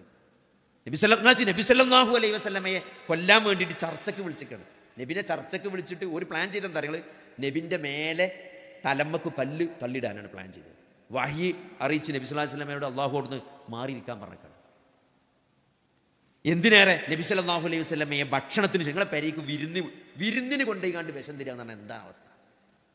വിരുന്നിന് കൊണ്ടുപോയിക്കാണ്ട് വിഷം തരിക എന്ന് മാത്രമല്ല, നമ്മൾ മട്ടൻ തിന്നുമ്പോൾ നമ്മൾ നബി സല്ലല്ലാഹു അലൈഹി വസല്ലം ആട് തിന്നുമ്പം ആടിൻ്റെ തൊടയാണ് എനിക്ക് ഏറ്റവും ഇഷ്ടം. ഒരാടിങ്ങനെ പൊരിച്ചാൽ നബി തൊടൻ്റെ അവിടെ നിന്നാണ് കഷ്ണം എടുക്കുക. അതുവരെ മനസ്സിലാക്കിയിട്ട് തൊടൻ്റെ ഉള്ളിൽ കൂടുതൽ വിഷം കുത്തി വെച്ചിട്ടാണ് നബി സല്ലല്ലാഹു അലൈഹി വസല്ലമക്ക് തിന്നാൻ കൊണ്ടേ കൊടുത്തിട്ടുള്ളത്. അത് കഴിച്ച് ബിഷർ എന്ന ഒരു സഹാബി റളിയല്ലാഹു അൻഹു അദ്ദേഹം മരണപ്പെട്ടു പോയി. അങ്ങനെ ചതിച്ചവരാണ് ആര്? യഹൂദന്മാർ. ആ യഹൂദന്മാരുടെ അടുത്ത് നിങ്ങൾ വേറെന്താ പ്രതീക്ഷിക്കുന്നത്? അപ്പോൾ ഇതൊക്കെ കൃത്യമായിട്ട് അള്ളാഹു അങ്ങനെ പ്രതിസന്ധി, മദീനയിൽ അങ്ങനെ പ്രതിസന്ധി അനുഭവിക്കുന്ന സ്റ്റേജ് ഉണ്ട്, അല്ലേ? മക്കയിൽ നിന്ന് ഓടി രക്ഷപ്പെട്ട് നബി മദീനയിലേക്ക് വന്നു. മദീനയിൽ വന്നപ്പോഴോ അവിടെ ഔസും ഖസ്റജുമുണ്ട്, അവരുമായി സഖ്യത്തിലാണ് അന്നത്തെ 3 യഹൂദ ഗോത്രങ്ങൾ, അല്ലേ? ബനു നദീറും ബനു കൈനുക്കാവും, അങ്ങനെ ഒരു 3 യഹൂദ ഗോത്രങ്ങളാണ് മദീനയിലുണ്ടായിരുന്നത്. അവർ ഈ അറബി ഗോത്രങ്ങളുമായി സഖ്യത്തിലാണ്. എന്നിട്ടോ അവിടെ നബി സല്ലല്ലാഹു അലൈഹി വസല്ലം വന്നപ്പം അവിടെ വന്നിട്ടും മക്കക്കാരെന്ത് ചെയ്തു? അവിടെയും നബി സല്ലല്ലാഹു അലൈഹി വസല്ലമക്കെതിരെ യുദ്ധസന്നാഹം നടത്തി, അവിടെയും കുത്തിത്തിരിപ്പുണ്ടാക്കി, അവിടെ യഹൂദന്മാരുമായിട്ടുണ്ടായ കരാറ് അവർ ലംഘിച്ചു, അവർ നബി സല്ലല്ലാഹു അലൈഹി വസല്ലം ഉപദ്രവിക്കാൻ തുടങ്ങി. ആ സന്ദർഭത്തിൽ ഇറങ്ങിയ വിശുദ്ധ ഖുർആനിന്റെ ആയത്തിൽ നമുക്ക് കാണാൻ പറ്റും, വഇൻ തസ്ബിറൂ വതത്തഖൂ, പ്രവാചകരെ താങ്കൾ ക്ഷമിക്കുക എന്നാണ്, താങ്കൾ തെക്കുവ കൈകൊള്ളുക, ലാ യദുറുക്കും കൈദുഹും ഷൈഅ, അവരുടെ തന്ത്രങ്ങളൊന്നും താങ്കൾക്കൊന്നും ചെയ്യാൻ അവരെ കൊണ്ട് കഴിയുകയില്ല പ്രവാചകരെ എന്നാണ്. അപ്പോൾ നബി സല്ലല്ലാഹു അലൈഹി വസല്ലമക്ക് പോലും ജീവിതത്തിൽ ഇത്തരത്തിലുള്ള എന്തുണ്ടായിട്ടുണ്ട്? പ്രയാസങ്ങളും പ്രതിസന്ധികളൊക്കെ ജീവിതത്തിൽ ഉണ്ടായിട്ടുണ്ട്. അപ്പോൾ നമ്മളെ സംബന്ധിച്ചിടത്തോളം ഇതൊക്കെ മനസ്സിലാക്കിക്കൊണ്ട് ക്ഷമിച്ചുകൊണ്ട് മുന്നോട്ട് പോകുക എന്നുള്ളതാണ്, അല്ലേ? അപ്പോൾ ഈ ആധുനിക ലോകത്തിൽ വിശ്വാസിയെ സംബന്ധിച്ചിടത്തോളം എന്താ വെച്ചാൽ കടുത്ത വെല്ലുവിളികളാണ് നമ്മളെ കാത്തിക്കുന്നത്. ഓരോ ദിവസവും നമുക്കിപ്പോൾ ഹിജാബ് വിവാദം ഉണ്ടാകുക, എത്ര ലളിത, ഒരു സാമാന്യ ബുദ്ധി കൊണ്ട് ആലോചിച്ചാൽ, നിങ്ങൾ ആലോചിച്ച് നോക്കി, ഒരു മുസ്ലിം പെൺകുട്ടി തട്ടമിട്ട് സ്കൂളിൽ വരണം, ഞാൻ തട്ടിട്ടിട്ടേ സ്കൂളിൽ വരുള്ളൂ എന്ന് ഒരു പെൺകുട്ടി പറയാം. അപ്പോൾ മാനേജ്മെന്റ് പറയണത് തട്ടമിട്ടാൽ ഈ സ്കൂൾക്ക് വരാൻ പറ്റൂല. ഏതാണ് അതിൽ വർഗീയത? ഇപ്പോൾ നമ്മൾ ജീവിച്ചു കൊണ്ടിരിക്കുന്ന ഈ കാലഘട്ടത്തിൽ ഇപ്പോൾ ഈ ഹിജാബ് വിവാദം നമ്മൾ പരിശോധിക്കുമ്പോഴും ഒരു മുസ്ലിം പെൺകുട്ടി ഞാൻ തട്ടിട്ടേ സ്കൂളിൽ വരുള്ളൂ എന്ന് പറയുമ്പോൾ മാനേജ്മെൻറ്റ് തട്ടിട്ടാൽ ഈ സ്കൂളിൽ കയറാൻ പറ്റൂല, ഈ സ്കൂൾക്ക് തട്ടിട്ടിട്ട് വരാൻ പറ്റൂല എന്ന് പറയുമ്പോഴും ഒരു കേവല ബുദ്ധി കൊണ്ട് ആലോചിച്ചാൽ അല്ലേ ഏതാണ് വർഗീയത? ഒരു മുസ്ലിം പെൺകുട്ടി ഞാൻ തട്ടിട്ടേ വരുള്ളൂ എന്ന് പറയണതാണോ വർഗീയത? ഒരു ക്രിസ്ത്യൻ മാനേജ്മെൻറ്റ് തട്ടിട്ടിട്ട് ഈ സ്കൂൾക്ക് വരാൻ പാടില്ല എന്ന് പറയണതാണോ വർഗീയത? അപ്പം അത് അടിസ്ഥാന അവകാശങ്ങൾ പോലും വർഗീയതയായിട്ട് ചിത്രീകരിക്കുക, അങ്ങനെ പറയണതും സംസാരിക്കണതൊക്കെ എന്തോ വലിയ തെറ്റായിട്ട്, അല്ലെങ്കിൽ അതിൽ ബാക്കിയുള്ള ആളുകളൊക്കെ തട്ടമിടാതെ കുറേ കുട്ടികൾ വരുന്നുണ്ട്. അപ്പോൾ തട്ടമിടുക എന്നുള്ളത് ഇസ്ലാമിലെ അടിസ്ഥാനപരമായ ഖുർആൻ കൊണ്ട് സ്ഥിരപ്പെട്ട മുസ്ലിം പണ്ഡിതന്മാർക്കിടയിലൊന്നും അഭിപ്രായ വ്യത്യാസമില്ലാത്ത കാര്യമാണ് ഹിജാബ്. മുസ്ലിം സ്ത്രീ തല മറക്കണം എന്നുള്ളതും അവരത്തേന്നുള്ളത് ഇസ്ലാമിലെ അഭിപ്രായ വ്യത്യാസമില്ലാത്ത, മദ്ഹബികൾ പോലും അഭിപ്രായ വ്യത്യാസമില്ലാത്ത വിഷയമാണ്. അപ്പോൾ അതുപോലും എന്താണ്, ആ ഐഡൻറ്റിറ്റി പോലും ചോദ്യം അതുപോലും ചെയ്യുന്നത് വർഗീയതയാണ്, മതമൗലികവാദമാണ് എന്ന് പറയുന്ന തരത്തിലേക്ക് കാര്യങ്ങൾ ചിത്രീകരിക്കുന്ന ഒരു കാലഘട്ടത്തിൽ ജീവിക്കുന്ന നമ്മളെ സംബന്ധിച്ചിടത്തോളം ഇസ്ലാമിൻ്റെ ഐഡൻറ്റിറ്റി നമ്മൾ കാത്തു സൂക്ഷിക്കുക എന്നുള്ളത് നമ്മൾ ഒരു വലിയ ഉത്തരവാദിത്തം തന്നെയാണ്. നബി സല്ലല്ലാഹു അലൈഹി വസല്ലമ പറഞ്ഞതായിട്ട് നമുക്ക് കാണാൻ പറ്റും, അവസാന കാലം വരുമ്പോൾ ഒരാൾക്ക് ദീന് മുറുകെ പിടിച്ച് ജീവിക്കുക എന്നുള്ളത് വലിയ പ്രയാസമായി വരുന്നൊരു കാലമുണ്ട്. യഅതി അലന്നാസി സമാനുൻ അസ്വാബിറു ഫീഹിം അലാ ദീനിഹി ഖൽ ഖാബിലി അലൽ ജംർ. ഒരു തീക്കരൽ നമ്മളിങ്ങനെ മുറുകെ പിടിച്ചിരിക്കുമ്പോൾ എത്ര ഇടങ്ങാറുണ്ടാവും, അത്ര വിഷമമുണ്ടാവും. ഒരു കാലം വരും, ആ കാലത്ത് ദീൻ മുറുകെ പിടിച്ച് നിൽക്കാന്നാണ്. ബദ അൽ ഇസ്ലാമു ഗരീബൻ വസയഊദു ഗരീബൻ കമാ ബദഅ ഫതൂബാ ലിൽ ഗുറബാ. ഇസ്ലാം അപരിചിതത്വത്തിൽ നിന്ന് തുടങ്ങിയതാണ്. അത് അതേപോലെ മടക്കപ്പെടുന്നതാണ്. അതുകൊണ്ട് ആ അപരിചിതർക്ക് മംഗളം എന്നാണ്. ദീന് മുറുകെ പിടിച്ച് ആ അപരിചിതരായി ജീവിക്കുന്ന ആളുകൾ അവർക്ക് മംഗളമുണ്ട് എന്നാണ് റസൂലുള്ളാഹി സ്വല്ലല്ലാഹു അലൈഹി വസല്ലം പറഞ്ഞത്. അപ്പം അതുകൊണ്ട് പിന്നെ അത് നമുക്കുള്ള പ്രതിഫലം, ഈ ഒരു കാലഘട്ടത്തിൽ അങ്ങനെ ദീനനുസരിച്ച് ജീവിക്കുന്ന ആളുകൾക്ക് വലിയ പ്രതിഫലമാണ് നബി സല്ലല്ലാഹു അലൈഹി വസല്ലം പറഞ്ഞത്. ഇന്ന വറാഅക്കും അയ്യാമ സ്വബ്ർ ലിസ്വാബിരി ഫീഹിന്ന മിസ്ലു അജ്ർ 50 റജുലൻ യഅമലൂന മിസ്ല അമലിക്കും. അതായത് 50 ആളുകളുടെ പ്രതിഫലമുണ്ട്. ആ കാലഘട്ടത്തിൽ ദീനനുസരിച്ച് ജീവിക്കുന്ന ആളുകൾക്ക് 50 ആളുകളുടെ പ്രതിഫലമുണ്ട് എന്നുള്ളതാണ് റസൂൽ പറഞ്ഞത്.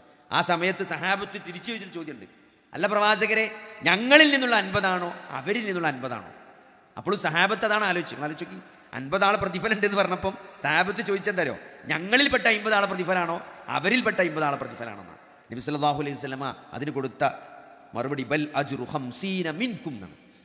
നിങ്ങളിൽപ്പെട്ട 50 ആളുകളുടെ പ്രതിഫലം അന്ന് ഒരാൾക്ക് കിട്ടുന്നതാണ്. അപ്പം അതുകൊണ്ട് എല്ലാം ഒരു വിശ്വാസിയെ സംബന്ധിച്ചിടത്തോളം എന്താ വെച്ചാൽ നമ്മൾ ഈ ദുനിയാവിനെ കാണേണ്ടത് അവസരങ്ങളായിട്ടാണ്. അവസരങ്ങൾ, ഓപ്പർച്യൂണിറ്റികളാണ് അല്ലേ?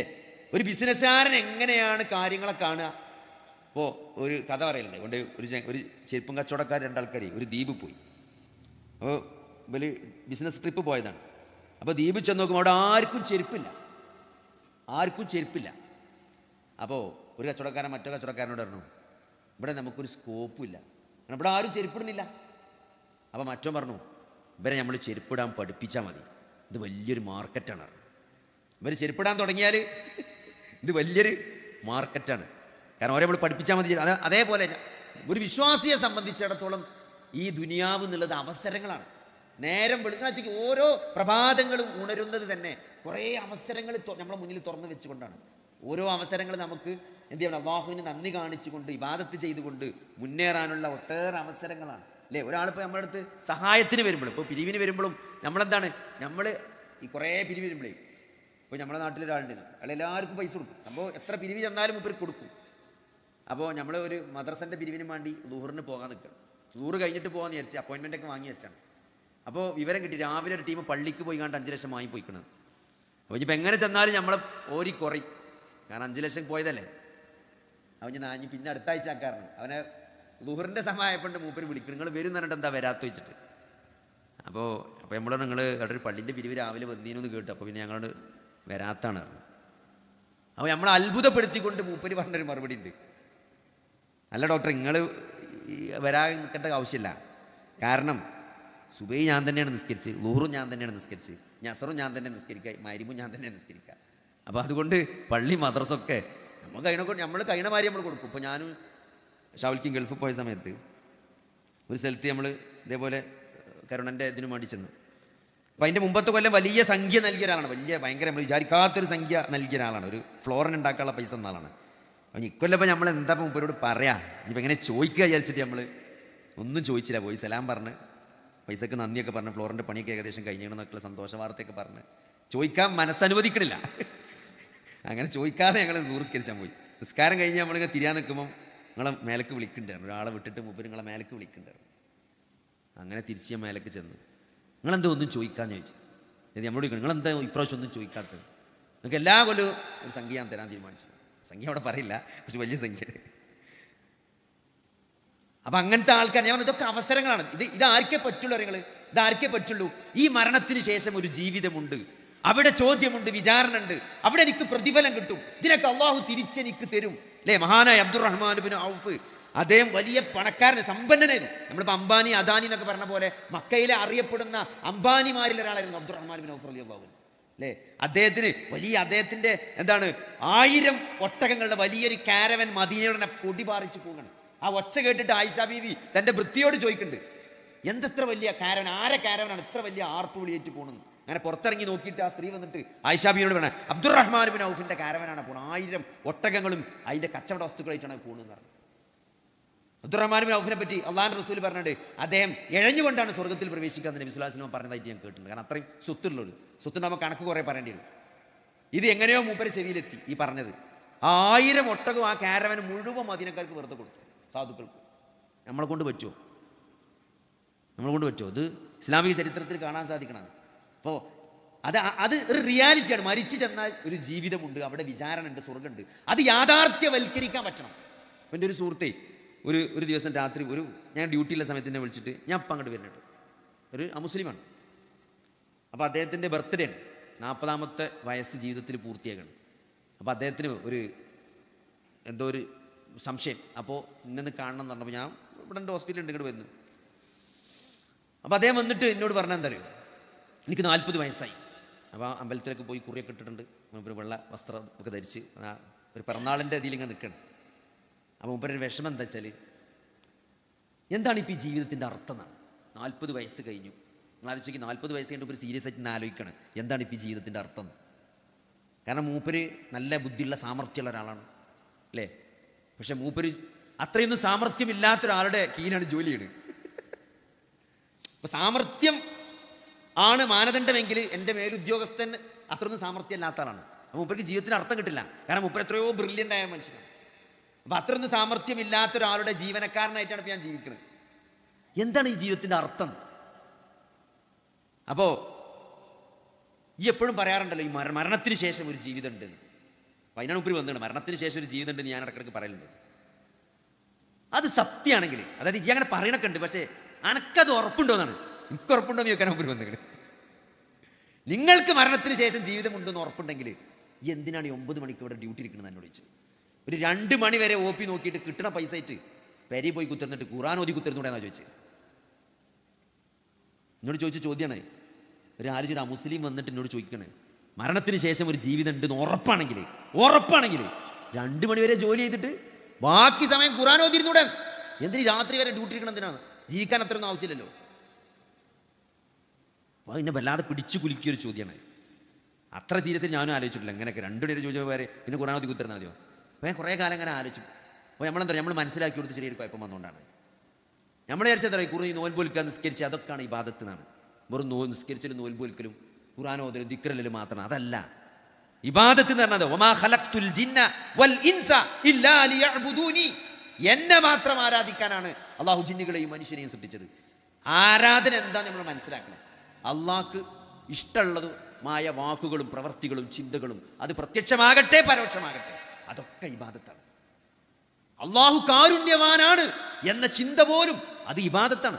ഒരു പാപം ചെയ്യുമ്പോൾ എൻ്റെ റബ്ബ് എനിക്ക് പുറത്തു തരുന്നുള്ള ഒരു പ്രതീക്ഷ, അത് ഇബാദത്താണ്. വളരെ അള്ളാഹുവിനെ കുറിച്ചുള്ള ഏറ്റവും പോസിറ്റീവായി ഒരു താബിഈ പണ്ഡിതൻ മരിക്കാൻ കിടക്കുകയാണ്. ഒരു താബിഈ പണ്ഡിതൻ മരിക്കാൻ വളരെ ചെറുപ്പത്തിൽ, പ്രായമാകണീൻ്റെ മുമ്പ്, പ്രായമായിട്ട് മരിക്കുമ്പോൾ പ്രശ്നം ഉണ്ടാവില്ല. പക്ഷെ നിങ്ങൾ ആലോചിക്ക്, ഒരു 40, 35 വയസ്സിലെ 25 വയസ്സിലേക്ക് ഒരാൾ മരിക്കാൻ കിടക്കുമ്പോൾ മാതാപിതാക്കൾ ഇങ്ങനെ സമീപത്തിരിക്കുമ്പോൾ ഒരു മാനസികാവസ്ഥ ആലോചിക്ക്. ഏത് വാപ്പാൻ്റെയും ഉമ്മാൻ്റെയും കൽബാണ് പെടക്കാതൊക്കെ. ഒരു 10, 25, 30 വയസ്സായ മക്കൾ രോഗമായിട്ട് ഇങ്ങനെ മരണശൈലി കിടക്കുന്നതിൻ്റെ അടുത്തിരിക്കുന്ന ഒരു മാതാപിതാക്കളുടെ മാനസികാവസ്ഥ ആലോചിച്ച് നോക്കിങ്ങൾ. അപ്പം അമ്മ ഇങ്ങനെ കരയാണ്. അപ്പോൾ പണ്ഡിതന്മാരോട് ചോദിക്കണം, മനൊന്ന് റെഡി ഉസാറാക്കാൻ വേണ്ടിയിട്ടേ, ഞങ്ങളൊരു കാര്യം ചോദിക്കട്ടെ. എന്താ മോനെ, നാളെ മഹ്ശറിൽ പടച്ചോൻ പറയാണ് സ്വർഗത്തുക്കും നരകത്തുക്കും ആക്കാനുള്ള അധികാരം പടച്ചോൻ ഉമ്മാക്കണ് തരികയാണെങ്കിൽ ഉമ്മ എന്നെ എങ്ങോട്ടാണ് ആക്കി വെച്ചത്? നാളെ എന്നെ സ്വർഗത്തുക്കും നരകത്തുക്കും ആക്കാനുള്ള അധികാരം ഉണ്ടല്ലോ, അത് പടച്ചോൻ ഉമ്മാക്കാണ് തരുന്നുണ്ടെങ്കിൽ ഉമ്മ എന്നെ എങ്ങോട്ടാക്കുമെന്ന് ചോദിച്ചു. അപ്പം അമ്മ പറഞ്ഞു, ഉമ്മാൻ്റെ കുട്ടീൻ്റെ എല്ലാ പാപങ്ങളും ഞാൻ പുറത്തു നിന്നിട്ട് ഉമ്മാൻ്റെ കുട്ടീനെ ഞാൻ സ്വർഗത്തേക്ക് ആക്കുന്നു, അല്ലാതെ എന്താണ്. അപ്പം അദ്ദേഹം തിരിച്ച് ഉമ്മാനോട് പറഞ്ഞൊരു വാക്കുണ്ട്, ഉമ്മ നിങ്ങളൊരു കാര്യം മനസ്സിലാക്കണം, നിങ്ങളെക്കാൾ എന്നെ ഇഷ്ടപ്പെടുന്നവനാണ് എൻ്റെ റബ്ബ്. ഒരു ഉമ്മാൻ്റെ ആഗ്രഹമാണ് ഇപ്പം അത്. അപ്പം അമ്മാനേക്കാൾ അള്ളാഹു മനുഷ്യനെ സ്നേഹിക്കുന്ന ഒരാളുടെ അള്ളാഹിൻ്റെ റസൂൽ പറഞ്ഞതാണ്. അള്ളാഹിൻ്റെ റസൂൽ പറഞ്ഞ സത്യ ഹക്കായ കാര്യമാണത്. ഒരു യുദ്ധത്തിൻ്റെ സന്ദർഭത്തിൽ ഒരു കുട്ടീനെ നഷ്ടപ്പെട്ട് ആ കുട്ടീനെ അങ്ങനെ അന്വേഷിച്ച് പോകുന്ന ഒരു ഉമ്മ ലാസ്റ്റ് ആ യുദ്ധത്തിൻ്റെ ആരവങ്ങളൊക്കെ കെട്ടടങ്ങി, പൊടിയൊക്കെ കെട്ടടങ്ങി ആ കുട്ടീനെ കണ്ടെടുത്തിട്ട് ആ കുട്ടീനെ അങ്ങനെ കെട്ടിപ്പിടിച്ച് തുരുതുരാ ഉമ്മ വെക്കുന്ന സന്ദർഭത്തിൽ ആ രംഗം ചൂണ്ടിക്കാണിച്ചുകൊണ്ട് അള്ളാഹിൻ്റെ റസൂൽ സഹാബത്തിനോട് ചോദിക്കുകയാണ്, ആ കുട്ടീനെ ആ അമ്മ തീയിൽ കൊണ്ടേയിടും നിങ്ങൾക്ക് തോന്നുന്നുണ്ടോ ചോദിച്ചു. ഒരിക്കലുമില്ല നബിയെ. എങ്ങനെ അമ്മ തീനെ കൊണ്ട?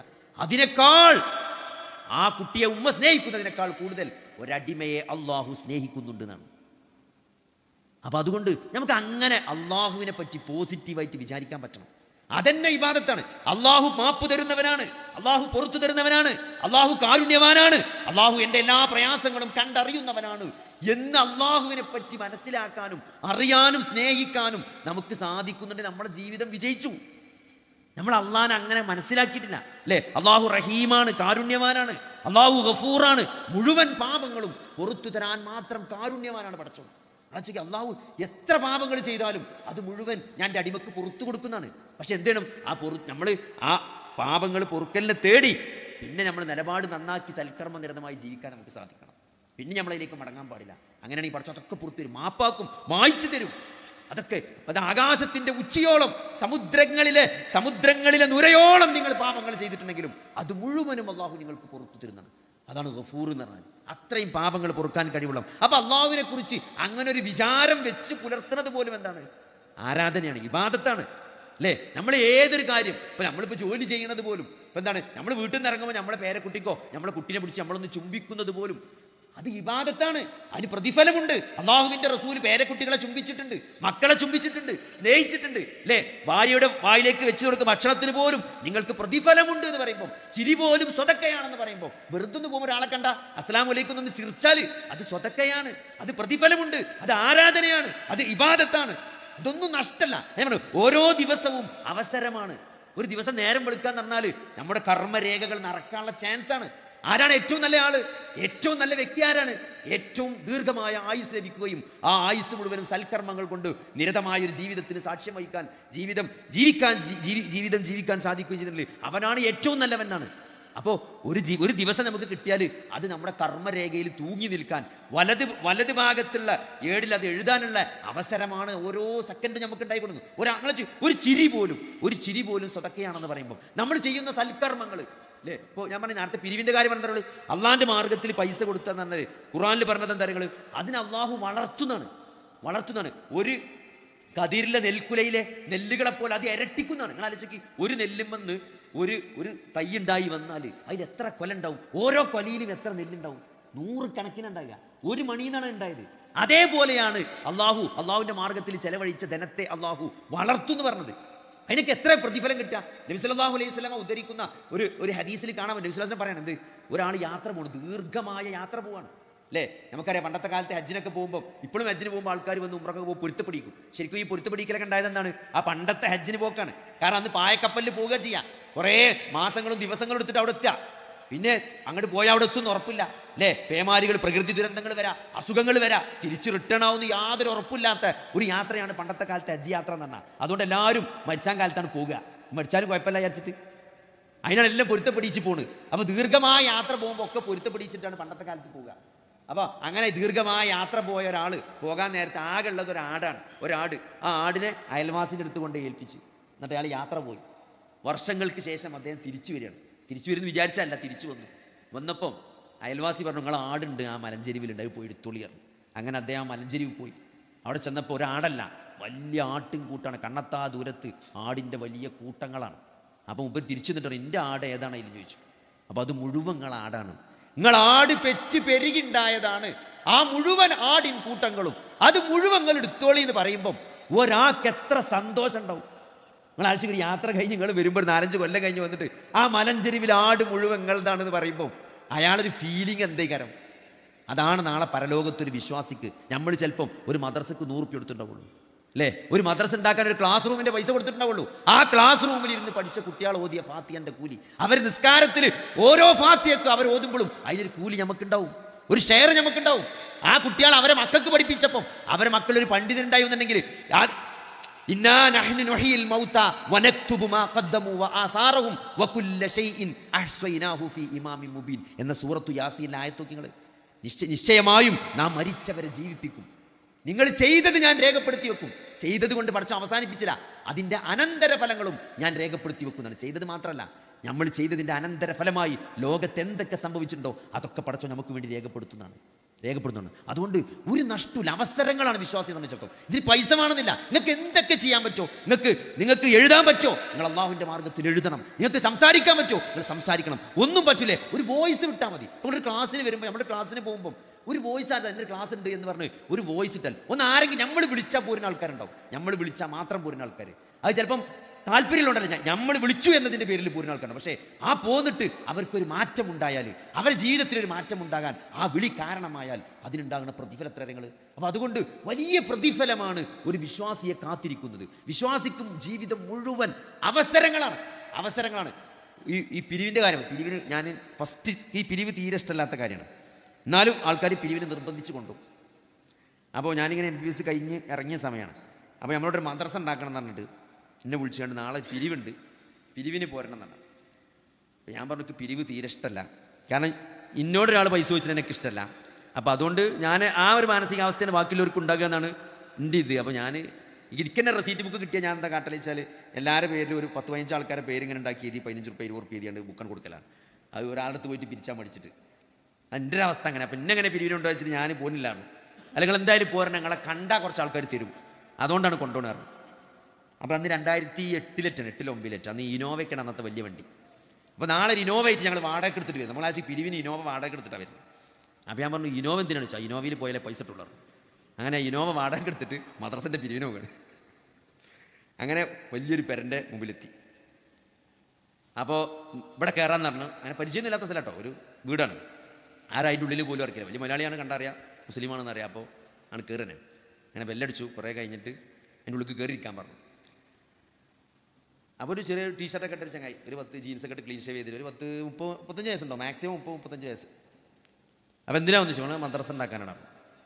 അതിൽ വിളിച്ചു, അല്ല ഈ നാട്ടിൽ മുഴുവൻ പള്ളി മദ്രസയാണല്ലോ. ഇവർ ചോദിച്ച ചോദ്യമാണ്, നാട്ടിൽ മുഴുവൻ പള്ളി മദ്രസയാണല്ലോ, എല്ലായിടത്തും പള്ളി മദ്രസയാണല്ലോ, നിങ്ങളെ മദ്രസക്ക് എന്താ ഒരു പ്രത്യേകത ചോദിച്ചു. പറഞ്ഞു ഞങ്ങളെ മദ്രസക്ക് ഒരു പ്രത്യേകത ഉണ്ട്, ഞങ്ങളെ മദ്രസ ഞായറാഴ്ച മാത്രമേ ഉണ്ടാവുള്ളൂ. ഞായറാഴ്ച രാവിലെ തുടങ്ങി ഞായറാഴ്ച ഉച്ച വരെ ഞങ്ങളെ മദ്രസ ഉണ്ടാവുള്ളൂ.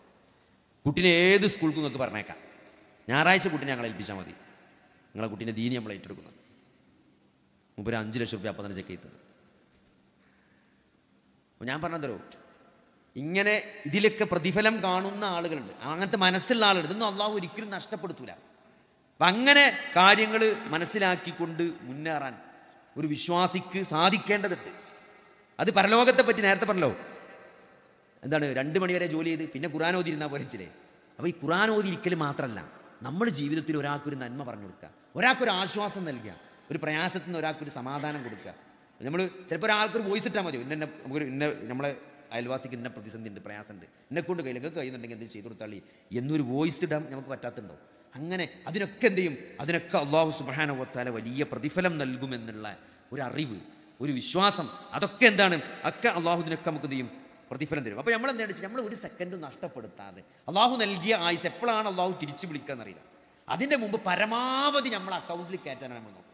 നമ്മൾ അങ്ങനെ തന്നെ കാണണം. നമ്മൾ ഒരു ഗെയിം കളിക്കണം, ഒരു ഗെയിമിഫിക്കേഷൻ എന്നറിയില്ലേ, ജീവിതത്തിനെ ഒരു ഗെയിമിഫിക്കേഷനായി കണ്ട് മാക്സിമം നമ്മൾ അക്കൗണ്ടിലേക്ക് എത്ര കയറ്റാൻ പറ്റുമോ ഒരു നന്മയായിട്ട്. നിങ്ങൾ വെച്ചാൽ പാവപ്പെട്ട ആളുകൾ, ഇപ്പോൾ ഷെയ്ഖുൽ ഇസ്ലാം ഇബ്നു തൈമിയ്യ റഹ്മത്തുള്ളാഹി, അദ്ദേഹം ഔലിയാ ഉല്ലാഹി വ ഔലിയാ ഉഷയാത്തീൻ എന്ന് പറഞ്ഞ ഇബ്നു തൈമിയ്യൻ്റെ ഒരു കിതാബുണ്ട്. ഔലിയാ ഉല്ലാഹി വ ഔലിയാ ഉഷയാത്തീൻ, അള്ളാൻ്റെ ഫ്രണ്ട്സും ഷെയ്ത്താൻ്റെ ഫ്രണ്ട്സും എന്നാണ് ബുക്കിൻ്റെ പേര്. കിതാബിൻ്റെ പേരതാണ്, അള്ളാൻ്റെ ഫ്രണ്ട്സും ഷെയ്ത്താൻ്റെ ഫ്രണ്ട്സും. അപ്പോൾ ആ കിതാബിൽ മൂപ്പരൊരു ചർച്ച നടത്തുന്നുണ്ട്. അതായത് ഒരു വിശ്വാസി പൈസക്കാരനാകുകയാണോ നല്ലത്, പാവപ്പെട്ടവനാകുകയാണോ നല്ലതെന്നാണ് ചർച്ച. അതാണ്, ഒരു വിശ്വാസി പൈസക്കാരനാകണാണോ നല്ലത്, പറ്റ ഫക്കീറാകണാണോ നല്ലത്.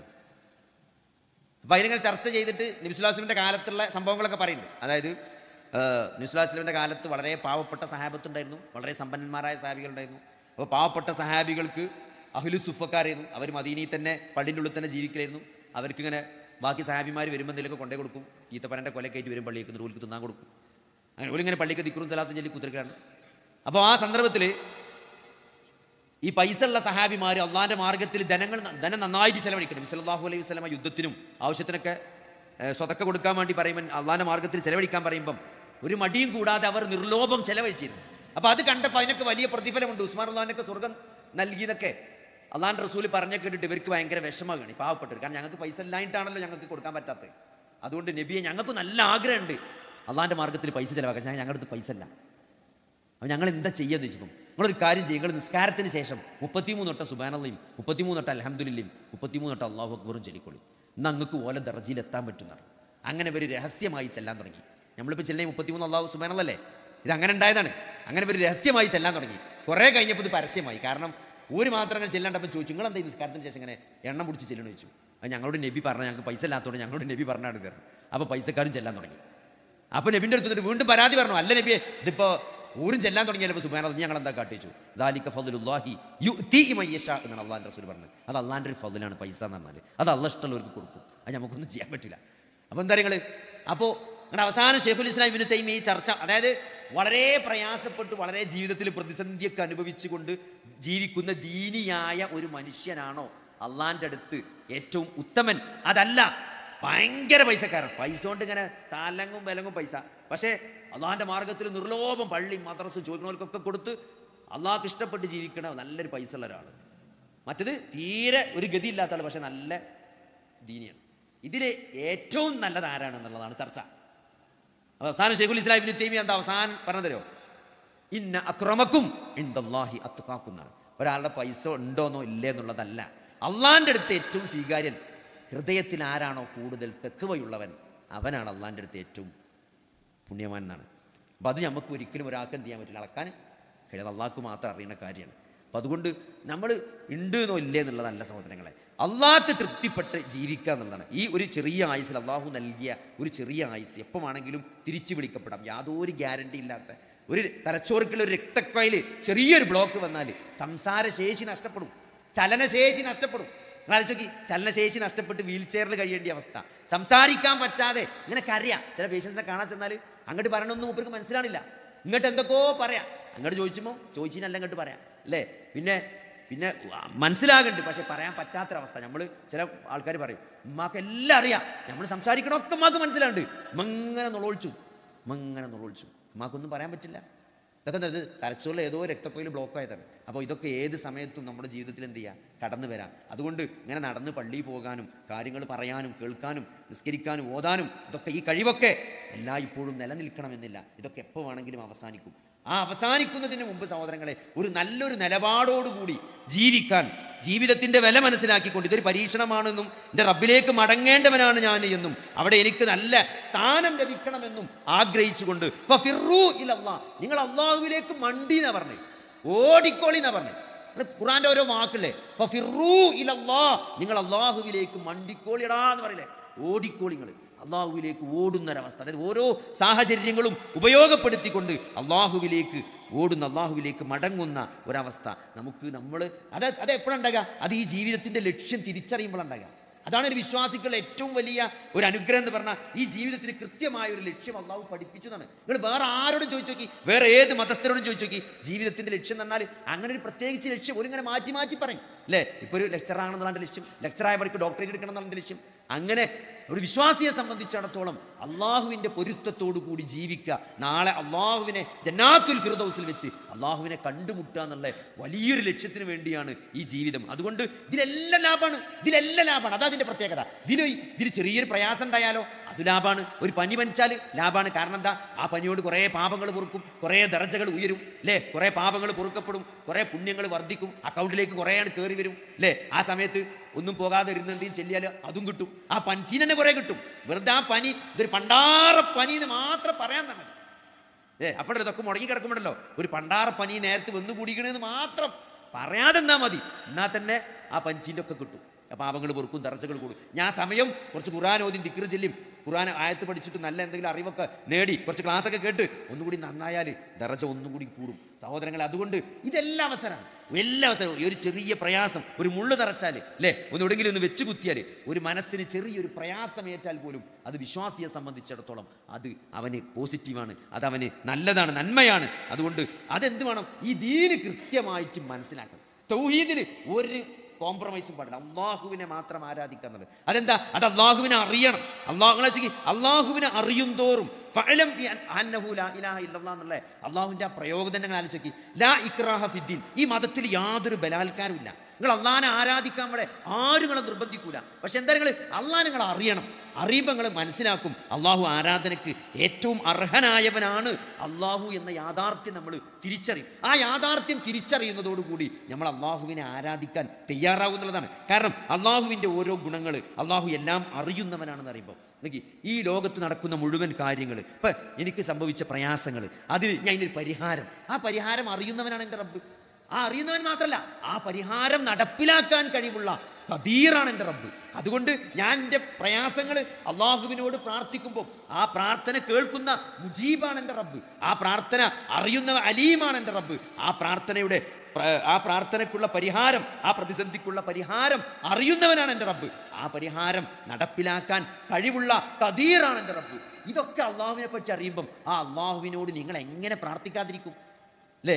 എല്ലാം അറിയുന്ന, എല്ലാ സങ്കടങ്ങളും പ്രയാസങ്ങളും അറിയുന്ന, എല്ലാ പ്രതിസന്ധികളും അതിൻ്റെ പരിഹാരങ്ങളും അറിയുന്ന, ആ പരിഹാരങ്ങൾ എനിക്ക് നൽകാൻ കഴിവുള്ള എൻ്റെ റബ്ബിനോട് ഞാൻ എങ്ങനെ പറയാതിരിക്കും? ആ റബ്ബിനോട് ഞാൻ എങ്ങനെ ഭരമേൽപ്പിക്കാതിരിക്കും? എൻ്റെ പ്രയാസങ്ങൾ ആ റബ്ബിൽ ഞാൻ എങ്ങനെ ഇറക്കി വെക്കാതിരിക്കുന്നു? പണ്ട് ഞാനിങ്ങനെ ചാടിക്കുമ്പോഴേ എൻ്റെ കൂടെയുള്ള ഒരു കൊളീക്കുണ്ട്. അപ്പോൾ അദ്ദേഹത്തോട് ഞാൻ ചോദിച്ചു, ഇങ്ങനെ അദ്ദേഹം ചെറിയൊരു ടെൻഷനുള്ള ആളാണ്, ചെറിയ ചെറിയ കാര്യങ്ങൾക്ക് ഇങ്ങനെ ടെൻഷൻ അടിക്കേണ്ട ഒരാളാണ്. അപ്പോൾ ഞാൻ ചോദിച്ചു, മനുഷ്യനെ സംബന്ധിച്ചിടത്തോളം ടെൻഷൻ്റെ ഏറ്റവും വലിയ കാരണം എന്താണെന്ന് ചോദിച്ചു.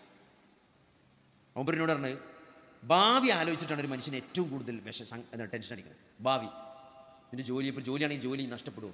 ഇപ്പോൾ നമ്മുടെ സ്ഥാപനം തുടങ്ങിയാൽ ഈ സ്ഥാപനം പൂട്ടിപ്പോകുമോ? ആൾക്കാർ കുറയോ? നിങ്ങൾ ബേജാറ് കസ്റ്റമേഴ്സ് കുറയോ? അപ്പുറത്ത് വേറെ ഒന്ന് വരുമോ? ഇത് പൂട്ടുമോ? ഇത് പൂട്ടിയാൽ ഞാനെന്താ കാട്ടുക? ഒന്നും ഉണ്ടായിട്ടില്ല, പക്ഷെ ഇങ്ങനെ ആലോചിക്കുക. ഇതിങ്ങനെ ഒരാൾ ആലോചിച്ചപ്പോൾ എന്താവും? ബേജാറാകന്നെ. ഇപ്പോൾ എനിക്ക് കൊറോണ വരുമോ? എനിക്ക് കൊറോണ വരുമോ? ഞാൻ മരിച്ചോ? അങ്ങനെ ഒരാൾ ആലോചിച്ചാൽ എന്തായി? അപ്പോൾ അതാണ് മനുഷ്യൻ്റെ ഏറ്റവും വലിയ പ്രശ്നം ചോദിച്ചു. അപ്പോൾ നിങ്ങൾക്ക് നല്ല സുഖമാണ്. എന്നോട് ചോദിക്കണേ, ഞാൻ ചോദിച്ചപ്പോൾ എന്നോട് ചോദിക്കണേ, നിങ്ങൾക്ക് നല്ല സുഖമാണല്ലോ ചോദിച്ചാൽ. എനിക്ക് ഇത്ര സുഖം അല്ല, നിങ്ങൾക്ക് പിന്നെ എല്ലാം മൂപ്പരെ ഏൽപ്പിച്ചാൽ മതിയല്ലോ. ഇത് എല്ലാം പഠിച്ചോണ്ട് ഏൽപ്പിച്ചാൽ നിങ്ങൾ ഫുൾ ഫ്രീ ആണല്ലോ. ഇപ്പോൾ പരിഹസിച്ചിട്ടാണ് ചോദിച്ചതെങ്കിലും മുമ്പ് പരിഹസിച്ചിട്ടാണ് അങ്ങനെ പറഞ്ഞത്. നിങ്ങൾക്ക് നല്ല സുഖമാണല്ലോ ചോദിച്ചപ്പോൾ എനിക്ക് മനസ്സിലായില്ല പെട്ടെന്ന്. നിങ്ങൾക്ക് നല്ല സുഖമാണല്ലോ, നമുക്ക് എന്ത് സുഖം? അല്ല, നിങ്ങൾക്ക് പിന്നെ എല്ലാം മൂപ്പരെ ഏൽപ്പിച്ചാൽ മതിയല്ലോ. എന്നിട്ട് നിങ്ങൾക്ക് ഫുൾ ഫ്രീ ആയിട്ട് നടന്നാൽ മതിയല്ലോ. നമ്മളെല്ലാം പഠിച്ചോണ്ട് ഏൽപ്പിച്ച് നമ്മൾ ഫ്രീ ആയിട്ട് നടക്കാം. എന്നാൽ വെച്ചെങ്കിൽ അത് അങ്ങനെ, അത് നിങ്ങൾ ഏറ്റവും, അതായത് ഞാൻ ഇതിന് ഏറ്റവും ലളിതമായ പരിഹാരം എന്താണെന്ന് ചോദിച്ചു. ഈ ഭാവിയെക്കുറിച്ച് ആലോചിച്ചിട്ടാണ് ഏറ്റവും കൂടുതൽ ആളുകൾ ടെൻഷൻ അടിക്കണമെന്ന് പറഞ്ഞപ്പം അതിനുള്ള ഏറ്റവും സിമ്പിളായിട്ടുള്ള മാർഗം എന്താണെന്ന് ചോദിച്ചപ്പം അതിന് മുപ്പര് പറഞ്ഞ മാർഗ്ഗം തന്നെയാണ്, അത് നിങ്ങളെ മാതിരി ആയാൽ മതി. നിങ്ങളെ മാതിരി എന്താ? അതെല്ലാം പഠിച്ചോണ്ടിരിക്കുക, നിങ്ങൾ ഫ്രീ ആയിട്ട് നടക്കുക. ആലോചിക്കുക, ഭയങ്കര സംഭവമല്ലേ? നമ്മളെല്ലാ വിഷമങ്ങളും അള്ളാഹുവിനെ ഏൽപ്പിച്ച് നമ്മളെന്തിനായാലും ബേജാറാണ്? ഇതെല്ലാം തരുന്നതാരാ? പടച്ചോനാണ്. ഇതെല്ലാം കാണുന്നതും അറിയണമൊക്കെ പടച്ചോനാണ്. നമ്മളെന്തിനാണ്? നമുക്ക് ഒരു പരീക്ഷയാണ്, നമുക്ക് എന്താ ചെയ്യാൻ പറ്റുക? നമുക്ക് പഠിക്കാം, നമ്മളെ കൊണ്ട് പഠിക്കാൻ പറ്റും, നമ്മൾ പഠിക്കാം, ബാക്കിയല്ല. ഒരു സ്ഥാപനമാണെങ്കിൽ നമ്മളെ നന്നായിട്ട് മാർക്കറ്റ് ചെയ്ത് നന്നായിട്ട് പഠിച്ചു, നന്നായിട്ട് അതിന് ഗ്രൗണ്ട് വർക്ക് നടത്തി, അതിന് നമ്മൾ കാര്യകാരണ ബന്ധങ്ങൾക്ക് അടിസ്ഥാനത്തിൽ നമ്മൾ മനസ്സിലാക്കിയതനുസരിച്ച് അതിൻ്റെ ഗ്രൗണ്ട് വർക്ക് ചെയ്തു, അതിൻ്റെ പഠനങ്ങൾ നടത്തി. അപ്പോൾ അവിടെ ഒരു സ്ഥാപനം വന്നാൽ കുഴപ്പമുണ്ടാവില്ല. അങ്ങനെ എല്ലാം നമ്മളൊരു ഇത് വെച്ചിട്ട് മാനസികമായിട്ടൊക്കെ റെഡി ആയിട്ട് നമ്മൾ തുടങ്ങി. പിന്നെ പടച്ചോനെ ഏൽപ്പിക്കല്ലാതെ നാളെ എന്ത് വരുന്നു നമ്മളെ കയ്യിലല്ല. അപ്പോൾ അത് വലിയൊരു അനുഗ്രഹം തന്നെയാണ്. ബാക്കി പടച്ചോൻ, ബാക്കി പടച്ചോൻ സംരക്ഷിക്കും. അല്ലെങ്കിൽ പടച്ചോൻ ഇപ്പം അത് നഷ്ടമായി, അത് പൂട്ടേണ്ടി വന്നു, അതിലിപ്പോൾ എന്താ ഒരു വിഷമമില്ല. കാരണം എന്താണ്? അത് പടച്ചോൻ്റെ തീരുമാനമാണ്. ആ തീരുമാനം നമ്മൾ പൂർണ്ണ തൃപ്തിയോടുകൂടി അംഗീകരിക്കാൻ. അതാണ് ഏതൊരു അല്ലാഹുവിൻ്റെ തീരുമാനത്തിലും സംതൃപ്തമായ ഒരു മനസ്സുണ്ടാകുക എന്നുള്ളതാണ് ഒരു വിശ്വാസിയെ സംബന്ധിച്ചിടത്തോളം അത് ഭയങ്കരമായ മാറ്റമാണ്. അത് അത് ഒരാളെ കൊണ്ട് പറ്റാത്ത കാര്യം, ഒരു സാധാരണ മനുഷ്യനെ കൊണ്ട് സാധിക്കാത്ത കാര്യമാണ്. അത് വിശ്വാസികൾക്ക് മാത്രം കഴിയുന്ന കാര്യമാണ്. അള്ളാഹുവിൻ്റെ ഏത് തീരുമാനത്തിലും അത് നമുക്ക് പ്രതികൂലമാണ് എന്ന് തൽക്കാലം നമുക്ക് തോന്നുന്നതാണ്. അത് അനുകൂലമായിരുന്നു എന്ന് അവസാനം പരലോകത്ത് വെച്ചെങ്കിലും നമ്മൾ തിരിച്ചറിയണേ ഒരവസ്ഥ ഉണ്ടാവും, അല്ലേ? അതായത് ഒരാൾ പറയുമെന്താണ് എൻ്റെ ഒരു പ്രാർത്ഥനക്കും അള്ളാഹു ദുനിയാവിൽ ഉത്തരം നൽകാതിരുന്നെങ്കിൽ എത്ര നന്നായിരുന്നു എന്ന്. ഈ ഉത്തരം കിട്ടാത്ത പ്രാർത്ഥനയ്ക്ക് നാളെ പടച്ചോൻ നൽകുന്ന പ്രതിഫലം കണ്ടിട്ട് നാളെ മഹ്ശറിൽ വെച്ച് പറഞ്ഞു പോകുന്നതാണ്. നമ്മൾ എത്രയോ ചോദിച്ചിട്ടുണ്ട്, എൻ്റെ മകന് ഫസ്റ്റ് റാങ്ക് കൊടുക്കണേന്ന് പ്രാർത്ഥിച്ചിട്ട് എൻ്റെ മകൻ പാസ്സായിട്ടുണ്ടെങ്കിൽ ആ പ്രാർത്ഥനക്കൊക്കെ എന്തുണ്ടാവും? നാളെ പടച്ചോൻ ഒരു പ്രതിഫലം തരും. കാരണം അദ്ദുആഉ ഹുവൽ ഇബാദ, പ്രാർത്ഥന അത് ആരാധനയാണ്. അതൊരിക്കലും ചെയ്യൂല, അത് നഷ്ടം വരില്ല. അതിന് നാളെ പടച്ചോൻ കൂലി തരും. അപ്പോൾ ആ കൂലി നഷ്ടപ്പെട്ട സ്വീകരിക്കപ്പെട്ട പ്രാർത്ഥനയ്ക്ക് 3 തരത്തിലാണ് ഉത്തരം നൽകുക. ഒന്ന് ചോദിക്കണം അതേമാതിരി തരും, അല്ലെങ്കിൽ കുറച്ച് കഴിഞ്ഞിട്ട് തരും. രണ്ടെന്തെയ്യും? അത് തരൂല, പകരം അതിനേക്കാൾ ഹൈറായ വേറെന്തെങ്കിലും തരും. 3 തരില്ല. പക്ഷേ ആ തെരാത്തീൻ എന്ത് ചെയ്യും? ആ തെരാത്തീന് പടച്ചോൻ ഭയങ്കരമായ പ്രതിഫലം നാളെ തരും. അപ്പോൾ അതുകൊണ്ട് ആ പ്രതിഫലം കാണുമ്പം ഒരാൾ പറയുന്നതാണ്, എൻ്റെ ഒരു പ്രാർത്ഥനയും സ്വീകരിച്ചിട്ടില്ലായിരുന്നെങ്കിൽ എത്ര നന്നായിരുന്നു എന്ന്. അതായത് രോഗം വന്നിട്ട്, രോഗം കാരണം പരലോകത്ത് ദറജ ഉയരുന്ന ആളുകളുടെ അവസ്ഥ കണ്ടിട്ട് അസുഖം വരാത്ത ആളുകൾ പരലോകത്ത് പറയുന്നതാണ്, ഒരു കത്തിയോണ്ട് മേലുമുയം മുറിയാക്കിയിട്ട് അങ്ങനെ കഷ്ണിച്ച് അങ്ങനെ ഒരു അവസ്ഥ ഉണ്ടെങ്കിൽ എനിക്ക് അങ്ങനെ പ്രതിഫലം കിട്ടുന്ന അങ്ങനെ ആഗ്രഹിച്ചു പോകുമെന്ന് ആളുകൾ അങ്ങനെ ആഗ്രഹിച്ചു പോകുന്നതാണ്. ഇത് ഈ രോഗികളും ഈ വേദനയും പ്രയാസമൊക്കെ അനുഭവിക്കുന്ന ആളുകൾക്ക് നാളെ പരലോകത്ത് കിട്ടുന്ന പ്രതിഫലം കാണുമ്പം അവർ ആഗ്രഹിച്ചു പോകുന്നതാണ്. അപ്പം അത്രയും ഇതൊന്നും നഷ്ടമല്ല എന്നുള്ള ഒരു തിരിച്ചറിവ് നമുക്കുണ്ടാകണം. പിന്നെ ദുനിയാവ് നമ്മൾ താരതമ്യപ്പെടും. നമ്മളെ സംബന്ധിച്ചിടത്തോളം ഒരാൾക്ക് അതുണ്ടെന്നോ നമ്മളെ അയൽവാസിക്ക് ഇതുണ്ടോ എന്നോ അതെന്താ അറിയോ, അങ്ങനെ നമ്മൾ താരതമ്യം ചെയ്തുകൊണ്ട് നമുക്ക് കിട്ടിയ അനുഗ്രഹങ്ങളെ വിസ്മരിച്ചു പോകരുത്. നിങ്ങൾ ആലോചിച്ച് നമുക്ക് ഈ 2 കണ്ണ് അല്ലേ, നമ്മൾ പ്രവർത്തിക്കുന്ന 2 കിഡ്നികൾ, നമ്മളെ അവയവങ്ങൾ, നമ്മുടെ ശരീരം, ആരോഗ്യമുള്ള ഈ ശരീരം, ഇത് തന്നെ ഏറ്റവും വലിയ അനുഗ്രഹമാണ്. കാരണം ഒരു അസുഖം വന്നാൽ ഏത് സമ്പന്നനാണെങ്കിലും മുഴുവൻ സമ്പത്ത് ചെലവഴിച്ചിട്ടും ആരോഗ്യം തിരിച്ചു കിട്ടുന്നുണ്ടെങ്കിൽ ആളുകൾ അതിന് തയ്യാറാകും. എല്ലാം പെരയും കിടപ്പാടൊക്കെ വിറ്റിട്ട് എന്ത് ചെയ്യും, ചികിത്സിക്കുന്ന ആളുകളുണ്ട്. എന്തിനു വേണ്ടി? ജീവിതം നിലനിർത്താൻ വേണ്ടിയിട്ട്. നിങ്ങളാവശ്യം അപ്പം അങ്ങനെ ഒന്നും ഇല്ലാത്ത നമ്മൾ എത്ര ഭാഗ്യവാന്മാരാണ്. അപ്പോൾ ഈ ഉള്ള അനുഗ്രഹങ്ങളെ തിരിച്ചറിയാന്നുള്ളത് വളരെ പ്രധാനപ്പെട്ടതാണ്. അതേപോലെ തന്നെ ഉള്ളതിൽ സംതൃപ്തി ഉണ്ടാകുക. കുറേ കിട്ടണില്ല, കുറേ കിട്ടുക എന്നുള്ളതല്ല, കിട്ടിയതിൽ സംതൃപ്തമാകാൻ പറ്റിയ ഒരു മനസ്സുണ്ടെങ്കിൽ എന്താ പറയുക, അത് ഭയങ്കര ഒരു അസറ്റാണ്. നേരെ മറിച്ച് നമ്മൾ എത്ര കിട്ടിയാലും മതി വരാത്ത മനസ്സാണെങ്കിൽ കിട്ടണിൽ ഒരു കാര്യം ഉണ്ടാവില്ല. കാരണം നമ്മൾ സംതൃപ്തനാവില്ല. ഇപ്പം നമ്മൾ വരുമാനം ഒരു മാസം 1 ലക്ഷം എല്ലാ ചെലവും കഴിച്ചിട്ട് 1 ലക്ഷം കിട്ടിയാൽ എൻ്റെ എല്ലാ പ്രശ്നവും തീരുമെന്ന് പറഞ്ഞ കുറേ ആൾക്കാരുണ്ട്. പക്ഷേ 1 ലക്ഷം കിട്ടിയപ്പോൾ എന്ത് ചെയ്തു, ഒരു വാക്ക് മാറ്റി പറഞ്ഞു. ഒരു കുറച്ച് കഴിഞ്ഞപ്പോൾ ഒന്ന് പോരാ, അത് ഒന്ന്, പിന്നെ ഒന്നിന് ത്രില്ലുണ്ടാവില്ല. ഒരു 4-5 മാസങ്ങൾക്ക് 1 ലക്ഷം കിട്ടിയാൽ പിന്നെ ഒന്നിൽ ത്രില്ലില്ല. പിന്നെ അത് 1.5 ആകണം. പിന്നെ 1.5 കുറച്ച് കഴിഞ്ഞാൽ 1.5ക്ക് ത്രില്ലുണ്ടാവില്ല. പിന്നെ 2 ആകേണ്ടി വരും, പിന്നെ 10 ആകേണ്ടി വരും. ഒരു ഷോപ്പ് ഇട്ട് കണ്ട് ആൾക്കാർ പറയല്ലോ, എൻ്റെ ആ ഷോപ്പ് ഒന്ന് സക്സസ് ആയാൽ ഞാൻ ഇതൊക്കെ നിർത്തുകയാണ്, ഞാൻ എൻ്റെ നിസ്കാരമൊക്കെ ഒന്ന് ക്ലിയർ ആക്കിയിട്ട് ഞാൻ ഒന്ന് ഉസാറാവും പറയും. എവിടെ അത് ക്ലിക്കായാൽ വേറെ ഷോപ്പ് ഇടും. നാട്ടിൽ 3 ഷോപ്പായാൽ പിന്നെ ദുബായിൽ ഷോപ്പ് ഇടും. അത്രേ ഉള്ളൂ. പിന്നെ ഇവിടെ കാണാൻ കിട്ടുന്നില്ല. അപ്പോൾ ഷോപ്പ് അവിടെയാണ് അറിയും. അവിടെ ഇപ്പോൾ ഇവിടെ അല്ല, അപ്പോൾ അവിടെയാണ് അറിയും. അപ്പോൾ അവിടുത്തെ ഷോപ്പ് പിന്നെ ഇപ്പോൾ കുറേ ദിവസം കാണാനല്ല. അപ്പോൾ ചോദിച്ചപ്പോൾ അത് അവിടെ വലിയൊരു ക്രൈസിസ് ഉണ്ടായിരുന്നു. അവിടെ വലിയ പ്രതിസന്ധി വന്നിട്ട് ഇപ്പോൾ ദുബായിത്തെ ഷോപ്പിൽ ചെറിയ പ്രശ്നം. ഇവിടെ പോകുന്ന സമയത്ത് പാർട്ണർ ആകെ പറ്റിച്ചിരുന്നത്, എന്നിട്ട് ആകെ പറ്റിച്ച് മുപ്പര് അവിടെ കുടുങ്ങി കിടക്കുന്നത്. ഇവിടെ മര്യാദയ്ക്ക് നടന്നിരുന്ന മനുഷ്യനാണ്. ഞാൻ പറഞ്ഞു, ഇതാണ് ദുനിയാവിൻ്റെ ട്രാപ്പ് എന്ന് പറഞ്ഞാൽ. ഒരു ഷോപ്പ് ഒന്നും നിൽക്കില്ല. നമുക്ക് ലാഭമായാൽ 2 ആവും 3 ആവും, പിന്നെ അത് ശൃംഖലകളാവും. അതുവരെ ഒരു ഷോപ്പായ കാലത്ത് അങ്ങോട്ട് തിരിഞ്ഞു നോക്കുന്നല്ല, അതാ ചെക്കന്മാരാ നോക്കിയത്. ഇപ്പോൾ 5-6 ഷോപ്പായപ്പോൾ 4 മണിയാകുമ്പോൾ തന്നെ ചോദിക്കും ഓരോന്നിനും കണക്കത്ര. കാരണം എന്താ അറിയോ, ഇത് അടഞ്ഞത് ഊരിയെടുത്ത് പോകണം, കറണ്ട് ബില്ലടക്കണം. ഇപ്പോൾ പണ്ടത്തെക്കാൾ ചിന്തകളാണ് അല്ലേ. അപ്പോൾ ഇത് ദുനിയാവിൻ്റെ ഒരു അവസ്ഥയാണ്. അപ്പോൾ ഇതാണ് ദുനിയാവിൻ്റെ ട്രാപ്പ് എന്ന് പറഞ്ഞാൽ. അതുകൊണ്ട് നമ്മൾ ആഖിറ നഷ്ടം. നിങ്ങൾ ഇത് ഹൈർ, നമ്മൾ പറഞ്ഞു അവന് ഭയങ്കര ഹൈറാണ്. നിങ്ങൾ ഹൈറാണോ ഷർറാണോ എന്ന് ഒറ്റ നോട്ടത്തിൽ മനസ്സിലാകാൻ നമ്മൾ വേറെ ആളെ കാര്യം, നമ്മളെ കാര്യം ആലോചിക്കേണ്ട ഒരു 2-3 പോയിന്റാണ്. ഒന്നെന്താ വെച്ചാൽ, നിങ്ങൾക്ക് ഷോപ്പിൻ്റെ എണ്ണം കൂടിക്കോട്ടെ, ഷോപ്പിൻ്റെ എണ്ണം കുറഞ്ഞോട്ടെ. നിങ്ങൾ കൂടിയാൽ ഹൈറാണോ, നമ്മൾ പറഞ്ഞു ഹൈറാണെന്ന്. പക്ഷെ ഹൈറാണെന്ന് ശരിക്കും പറയണമെങ്കിൽ ഒന്നാമത് നിങ്ങൾ ആലോചിക്കേണ്ടത്, നിങ്ങൾ പണ്ട് നിസ്കരിച്ചതിനത്ര ഇപ്പം നിസ്കരിച്ചിട്ടുണ്ടോ? പണ്ട് ഖുർആൻ ഓതിനത്ര നിങ്ങൾ ഖുർആൻ ഓതുന്നുണ്ടോ? പണ്ട് സ്വതക്ക കൊടുത്തതിനത്ര നിങ്ങൾ സ്വതക്ക കൊടുത്തുണ്ടോ? പണ്ടുള്ള ഇഖ്ലാസിൻ്റെ അത്ര നിങ്ങൾക്ക് ഇപ്പോൾ കാര്യങ്ങളോടൊക്കെ ഒരു താല്പര്യം, ദീനോടൊക്കെ താല്പര്യവും സ്നേഹവും ഉണ്ടോ? എന്നാൽ നിങ്ങൾ വിജയത്തിലാണ്. അല്ല, നിങ്ങളെ ദുന്യാവ് കൂടിയപ്പം ഇതൊക്കെ താഴത്തേക്ക് വന്നുകണോ? നിങ്ങൾ പഴയ പോലെ ജമാഅത്തിന് വരുന്നില്ല, പഴയ പോലെ ഓതല്ല, പണ്ടത്തെ പോലെ പള്ളിക്ക് ഇത്തിക്കാഫിന് കാണുന്നില്ല, ഇപ്പോൾ പരിപാടിക്കൊന്നും വിളിച്ചാൽ വരുന്നില്ല.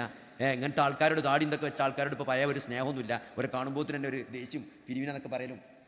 അങ്ങനെ നിങ്ങളെ സമീപനത്തിന് മാറ്റം വന്നുകണോ? എന്നാൽ നിങ്ങൾക്ക് പരീക്ഷണമാണ്. നിങ്ങൾ ദുനിയാവ് കൊണ്ട് പൊളിയാൻ പോണ ആളാണ്. നിങ്ങൾ നല്ലോണം ശ്രദ്ധിച്ചോളൂ. അപ്പോൾ അത് ഹൈറാകട്ടെ ഷെറാകട്ടെ. ഷെറ് എന്ന് പറഞ്ഞാൽ നമ്മൾ വിചാരിക്കുമല്ലോ ഇത് ഷെറാണെന്നല്ല. നമുക്കൊരു പ്രയാസം, ഒരു മെച്ചാകട്ടെ ഒരു പ്രയാസമാകട്ടെ, അത് പോസിറ്റീവാണോ നെഗറ്റീവാണോ എന്ന് അറിയാനുള്ള ഏറ്റവും എളുപ്പമുള്ള മാർഗം എന്താ വെച്ചാൽ, ആ ഹൈർ കൊണ്ടും അല്ലെങ്കിൽ ആ എളുപ്പം ആ നല്ലത് കൊണ്ട് അല്ലെങ്കിൽ ആ പ്രയാസം കൊണ്ട് നമ്മൾ അള്ളാഹുവിലേക്ക് കുറച്ചുകൂടി അടുത്തുകണമെങ്കിൽ അത് ഹൈറാണ്. അത് രോഗമാകട്ടെ, ഒരു കച്ചവടം നല്ല ലാഭമുള്ള ഒരു കച്ചവടം നമുക്കുണ്ടായി, അതുകൊണ്ട് നമ്മൾ നല്ല നിസ്കാരം പള്ളിക്ക് ഒന്നുകൂടി ഉസാറാക്കി, ഒന്നുകൂടി സ്വതക്കൊക്കെ കൂട്ടി, പാവങ്ങളൊക്കെ ഒന്ന് കണ്ടറിഞ്ഞ് ഒന്നുകൂടി സഹായിക്കാൻ തുടങ്ങിയെങ്കിൽ അത് ഹൈറാണ്. അതല്ല, നമ്മൾ ദുന്യാവിൻ്റെ കാര്യം മെച്ചപ്പെട്ടപ്പം നമ്മൾ ദീനിന് താഴത്തേക്ക് പോയിണെങ്കിൽ അത് നമുക്ക് ഷെറാണ്. അത് ഷെറാണ് നമ്മൾ തിരിച്ചറിയണം. അതേപോലെ തന്നെ ഒരു പ്രയാസമാണെങ്കിലും ആ പ്രയാസം കാരണം നമ്മൾ ഒന്നുകൂടി നിസ്കാരം, രാത്രി തഹജ്ജുദും പ്രാർത്ഥനയൊക്കെ ഒന്നുകൂടി സ്ട്രോങ് ആക്കിയാണെങ്കിൽ അത് ഹൈറാണ്. അല്ല, നമ്മൾ ആ പ്രയാസത്തിൽ നിരാശ പൂണ്ട് അള്ളാഹുവിൽ നിന്ന് അകന്നു പോകുന്നൊരവസ്ഥയാണെന്നുണ്ടെങ്കിൽ അത് നമുക്ക് പരീക്ഷണമാണ്, അത് ഷെറാണ് വരാൻ പോകുന്നത്. അപ്പോൾ അതുകൊണ്ട് അങ്ങനെങ്കിലും കാര്യങ്ങളെ മനസ്സിലാക്കാൻ നമുക്ക് സാധിക്കണം. കാരണം ഇത് മതാവുൽ ഖുറൂറാണെന്ന് വ്യക്തമായിട്ട് ഇവിടെ. കാരണം ശൈത്താൻ ഇപ്പം എന്താ പറയുക, ഏതൊരു കാര്യവും ഒരു തിന്മയുടെ രൂപത്തിലല്ല വരിക. നമ്മൾ മനസ്സിലാക്കണം, തിന്മയായിട്ടല്ല വരിക. തിന്മ അലങ്കൃതമായിട്ട് അത് നല്ലതായിട്ട് തോന്നിച്ചിട്ടാണ് നമുക്ക് വരിക. അല്ലാതെ ഒരു വിശ്വാസിയെ ഒരിക്കലും എന്ത് ചെയ്യാവില്ല, ഒരു തിന്മയുടെ രൂപത്തിൽ നേരെ വന്ന് വ്യഭിചരിപ്പിക്കാനോ അല്ലെങ്കിൽ അങ്ങനത്തെ കാര്യങ്ങൾ ചെയ്യാൻ ഒരു വിശ്വാസിക്ക് കഴിയൂല. അപ്പോൾ നേരെ മറിച്ച് എന്ത് ചെയ്യും, നമ്മൾ മാർക്കറ്റിംഗ് ആണ് പറഞ്ഞ് ആളെ വെക്കും, അസിസ്റ്റന്റിനെ വെക്കും, ഒപ്പം വെക്കും. അങ്ങനെ ഒരു വ്യഭിചാരത്തിൻ്റെ സാഹചര്യം അവിടെ സൃഷ്ടിക്കപ്പെടും. അങ്ങനെ പതുക്കെ അതിലേക്ക് വരിക. അല്ലാതെ നേരെ ഒരു വിശ്വാസി പോയിട്ട് വ്യഭിചരിക്കൂല. അതുകൊണ്ടാണ് വലാ തഖ്റബു സിന, നിങ്ങൾ വ്യഭിചാരത്തെ സമീപിക്കരുത്. വ്യഭിചാരത്തിൻ്റെ എല്ലാ മാർഗങ്ങളെയും ഇസ്ലാം എന്ത് ചെയ്തത്, ഇസ്ലാം ബാൻ ചെയ്തത്, ഇസ്ലാം അത് വിരോധിച്ചത് അത് വ്യഭിചാരത്തിൽ ചെന്ന് പെടാതിരിക്കാൻ വേണ്ടിയിട്ടാണ്. അപ്പോൾ ഒരു വിശ്വാസിയെ ഒരിക്കലും എന്ത് ചെയ്യാൻ പറ്റില്ല, നേരെ തിന്മയിൽ കൊടുക്കാൻ ഇബ്ലീസിന് കഴിയില്ല. അപ്പോൾ ഇങ്ങനത്തെ ട്രാപ്പുകൾ സെറ്റ് ചെയ്തിട്ടാണ് ഇതൊക്കെ അലങ്കൃതമായി തോന്നിച്ച് മെല്ലെ മെല്ലെ നമ്മൾ അതിലേക്ക് കൊണ്ടുവരിക. അതുകൊണ്ടാണ് ചെറിയ തെറ്റുകൾ നമ്മൾ സീരിയസ് ആയിട്ട് കാണുമെന്ന് പറഞ്ഞത്. അതുകൊണ്ടാണ്. കാരണം ചെറിയ തെറ്റുകൾ നമ്മൾ ചെയ്യുമ്പോൾ ചെയ്യും തെറ്റിലുള്ള നിലപാടുകൾ നമ്മൾ മയപ്പെട്ടു പോകും. ഒരു ചെറിയ തെറ്റിങ്ങനെ നിരന്തരം ചെയ്യുമ്പം ആ ചെറിയ തെറ്റിനോടുള്ള നിലപാടുണ്ട്. കാരണം തെറ്റ് ചെറുതാണെങ്കിലും അള്ളാഹുവിൻ്റെ കൽപ്പനയെ ധിക്കരിക്കുക, അള്ളാഹുവിൻ്റെ റസൂലിൻ്റെ കൽപ്പനയെ ധിക്കരിക്കുക എന്ന ഒരു നിലപാട് തെറ്റ് ചെറുതാണെങ്കിലും അതിലുണ്ട്.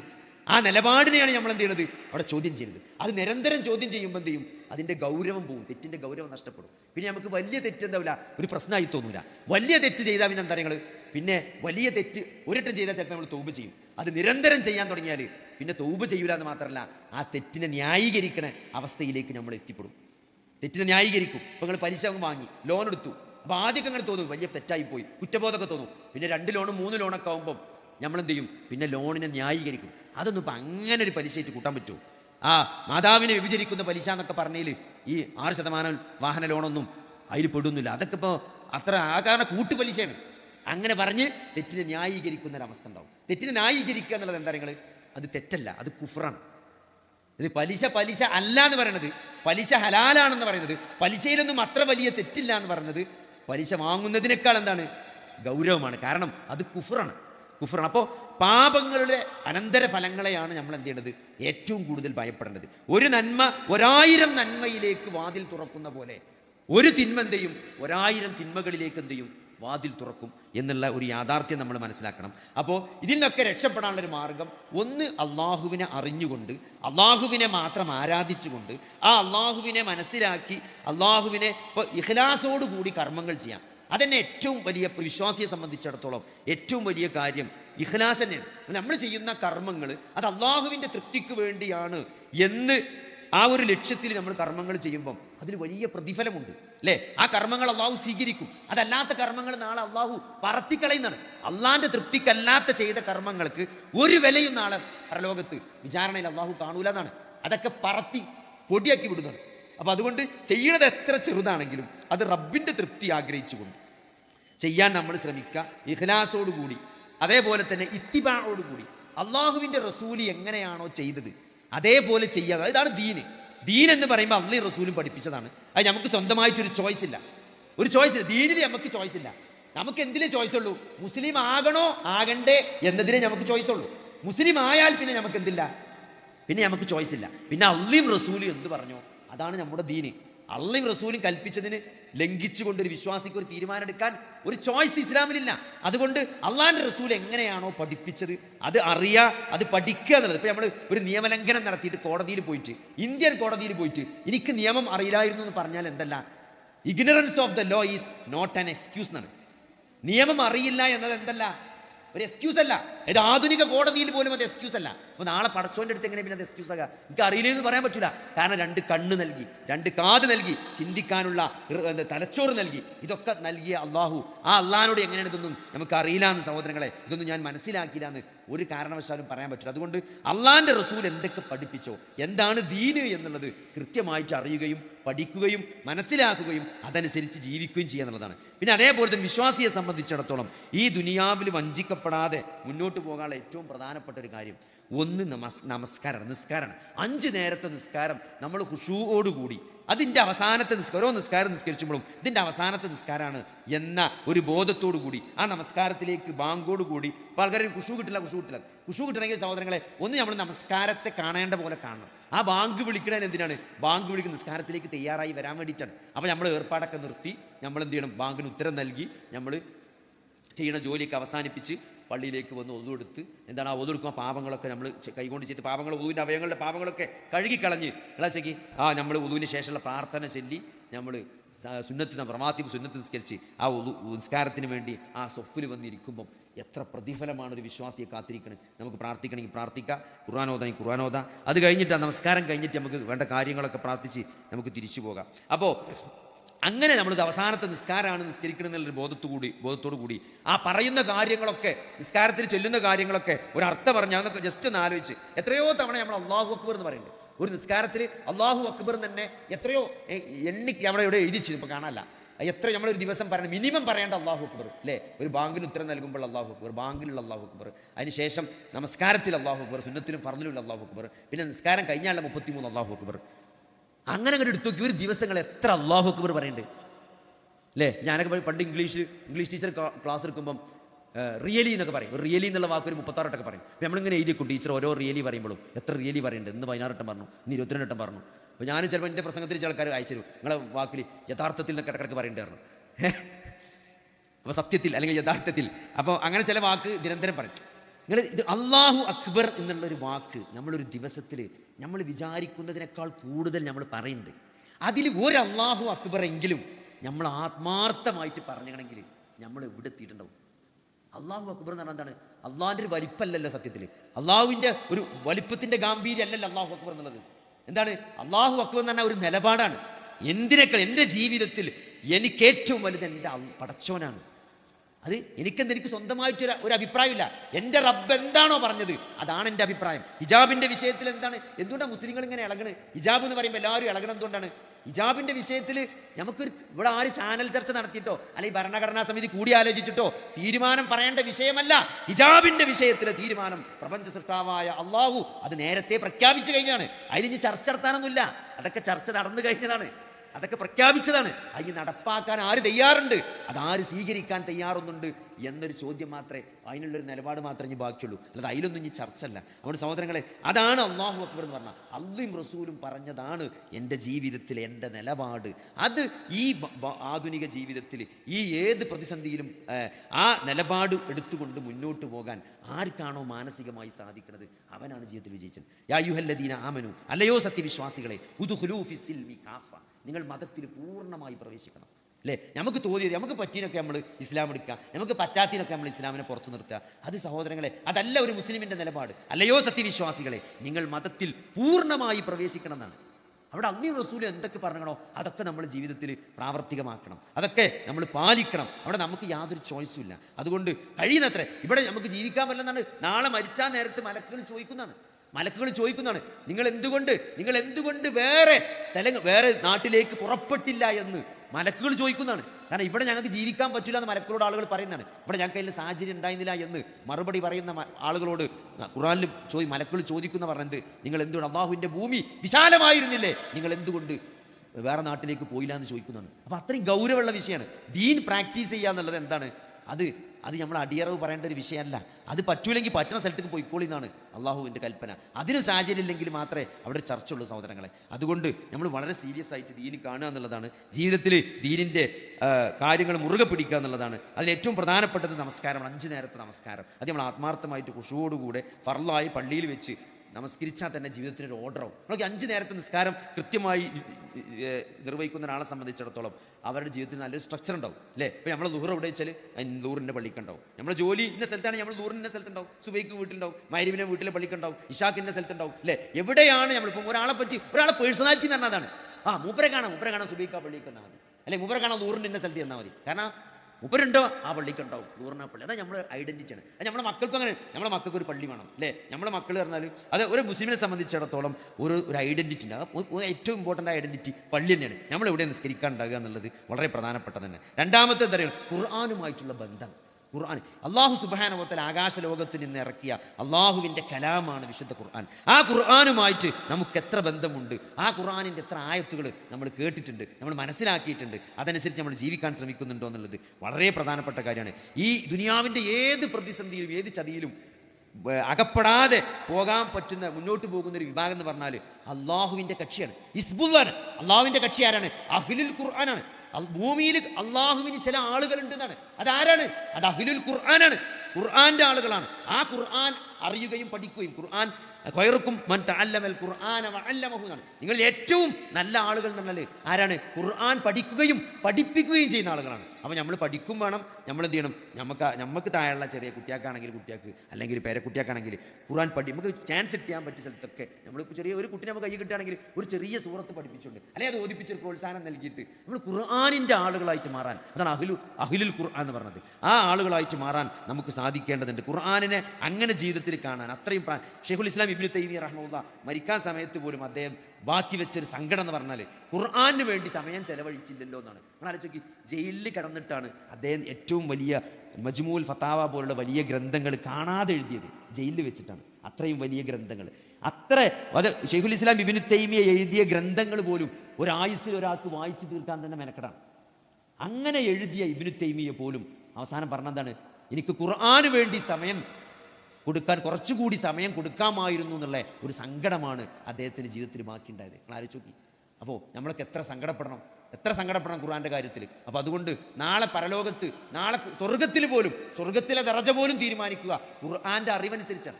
ഓരോ ആയത്ത് ഓതിയാലും ആ ആയത്തിൻ്റെ അറിവിനും പരപ്പിനും അനുസരിച്ച് അവൻ്റെ ദറജ കൂടുന്നതാണ്, സ്വർഗത്തിലെ ദറജ പോലും കൂടുന്നതാണ്. അപ്പോഴും സങ്കടം തേക്കാരം, ഞാൻ ഖുർആൻ പഠിച്ചില്ലല്ലോ എന്നേക്കാരം സ്വർഗത്തിലും സങ്കടം. കാരണം ഒരായത്തുകൂടി നിങ്ങൾക്ക് തോന്നറിയെങ്കിൽ നിങ്ങളെ ദറജ ഒന്നും കൂടി കൂടും. അപ്പോൾ അത്രയും പ്രാധാന്യം. അതായത് നമ്മൾ ദുനിയാവിൽ കുറേ ആൾക്കാർ, ഇപ്പോൾ ഫലസ്തീനിൽ ഗാസയിലൊക്കെ ഒന്നായിട്ട് ആളുകൾ മരിക്കുമ്പോൾ ഒറ്റ കബർ കുത്തിയിട്ടാണ് മറയ്യ.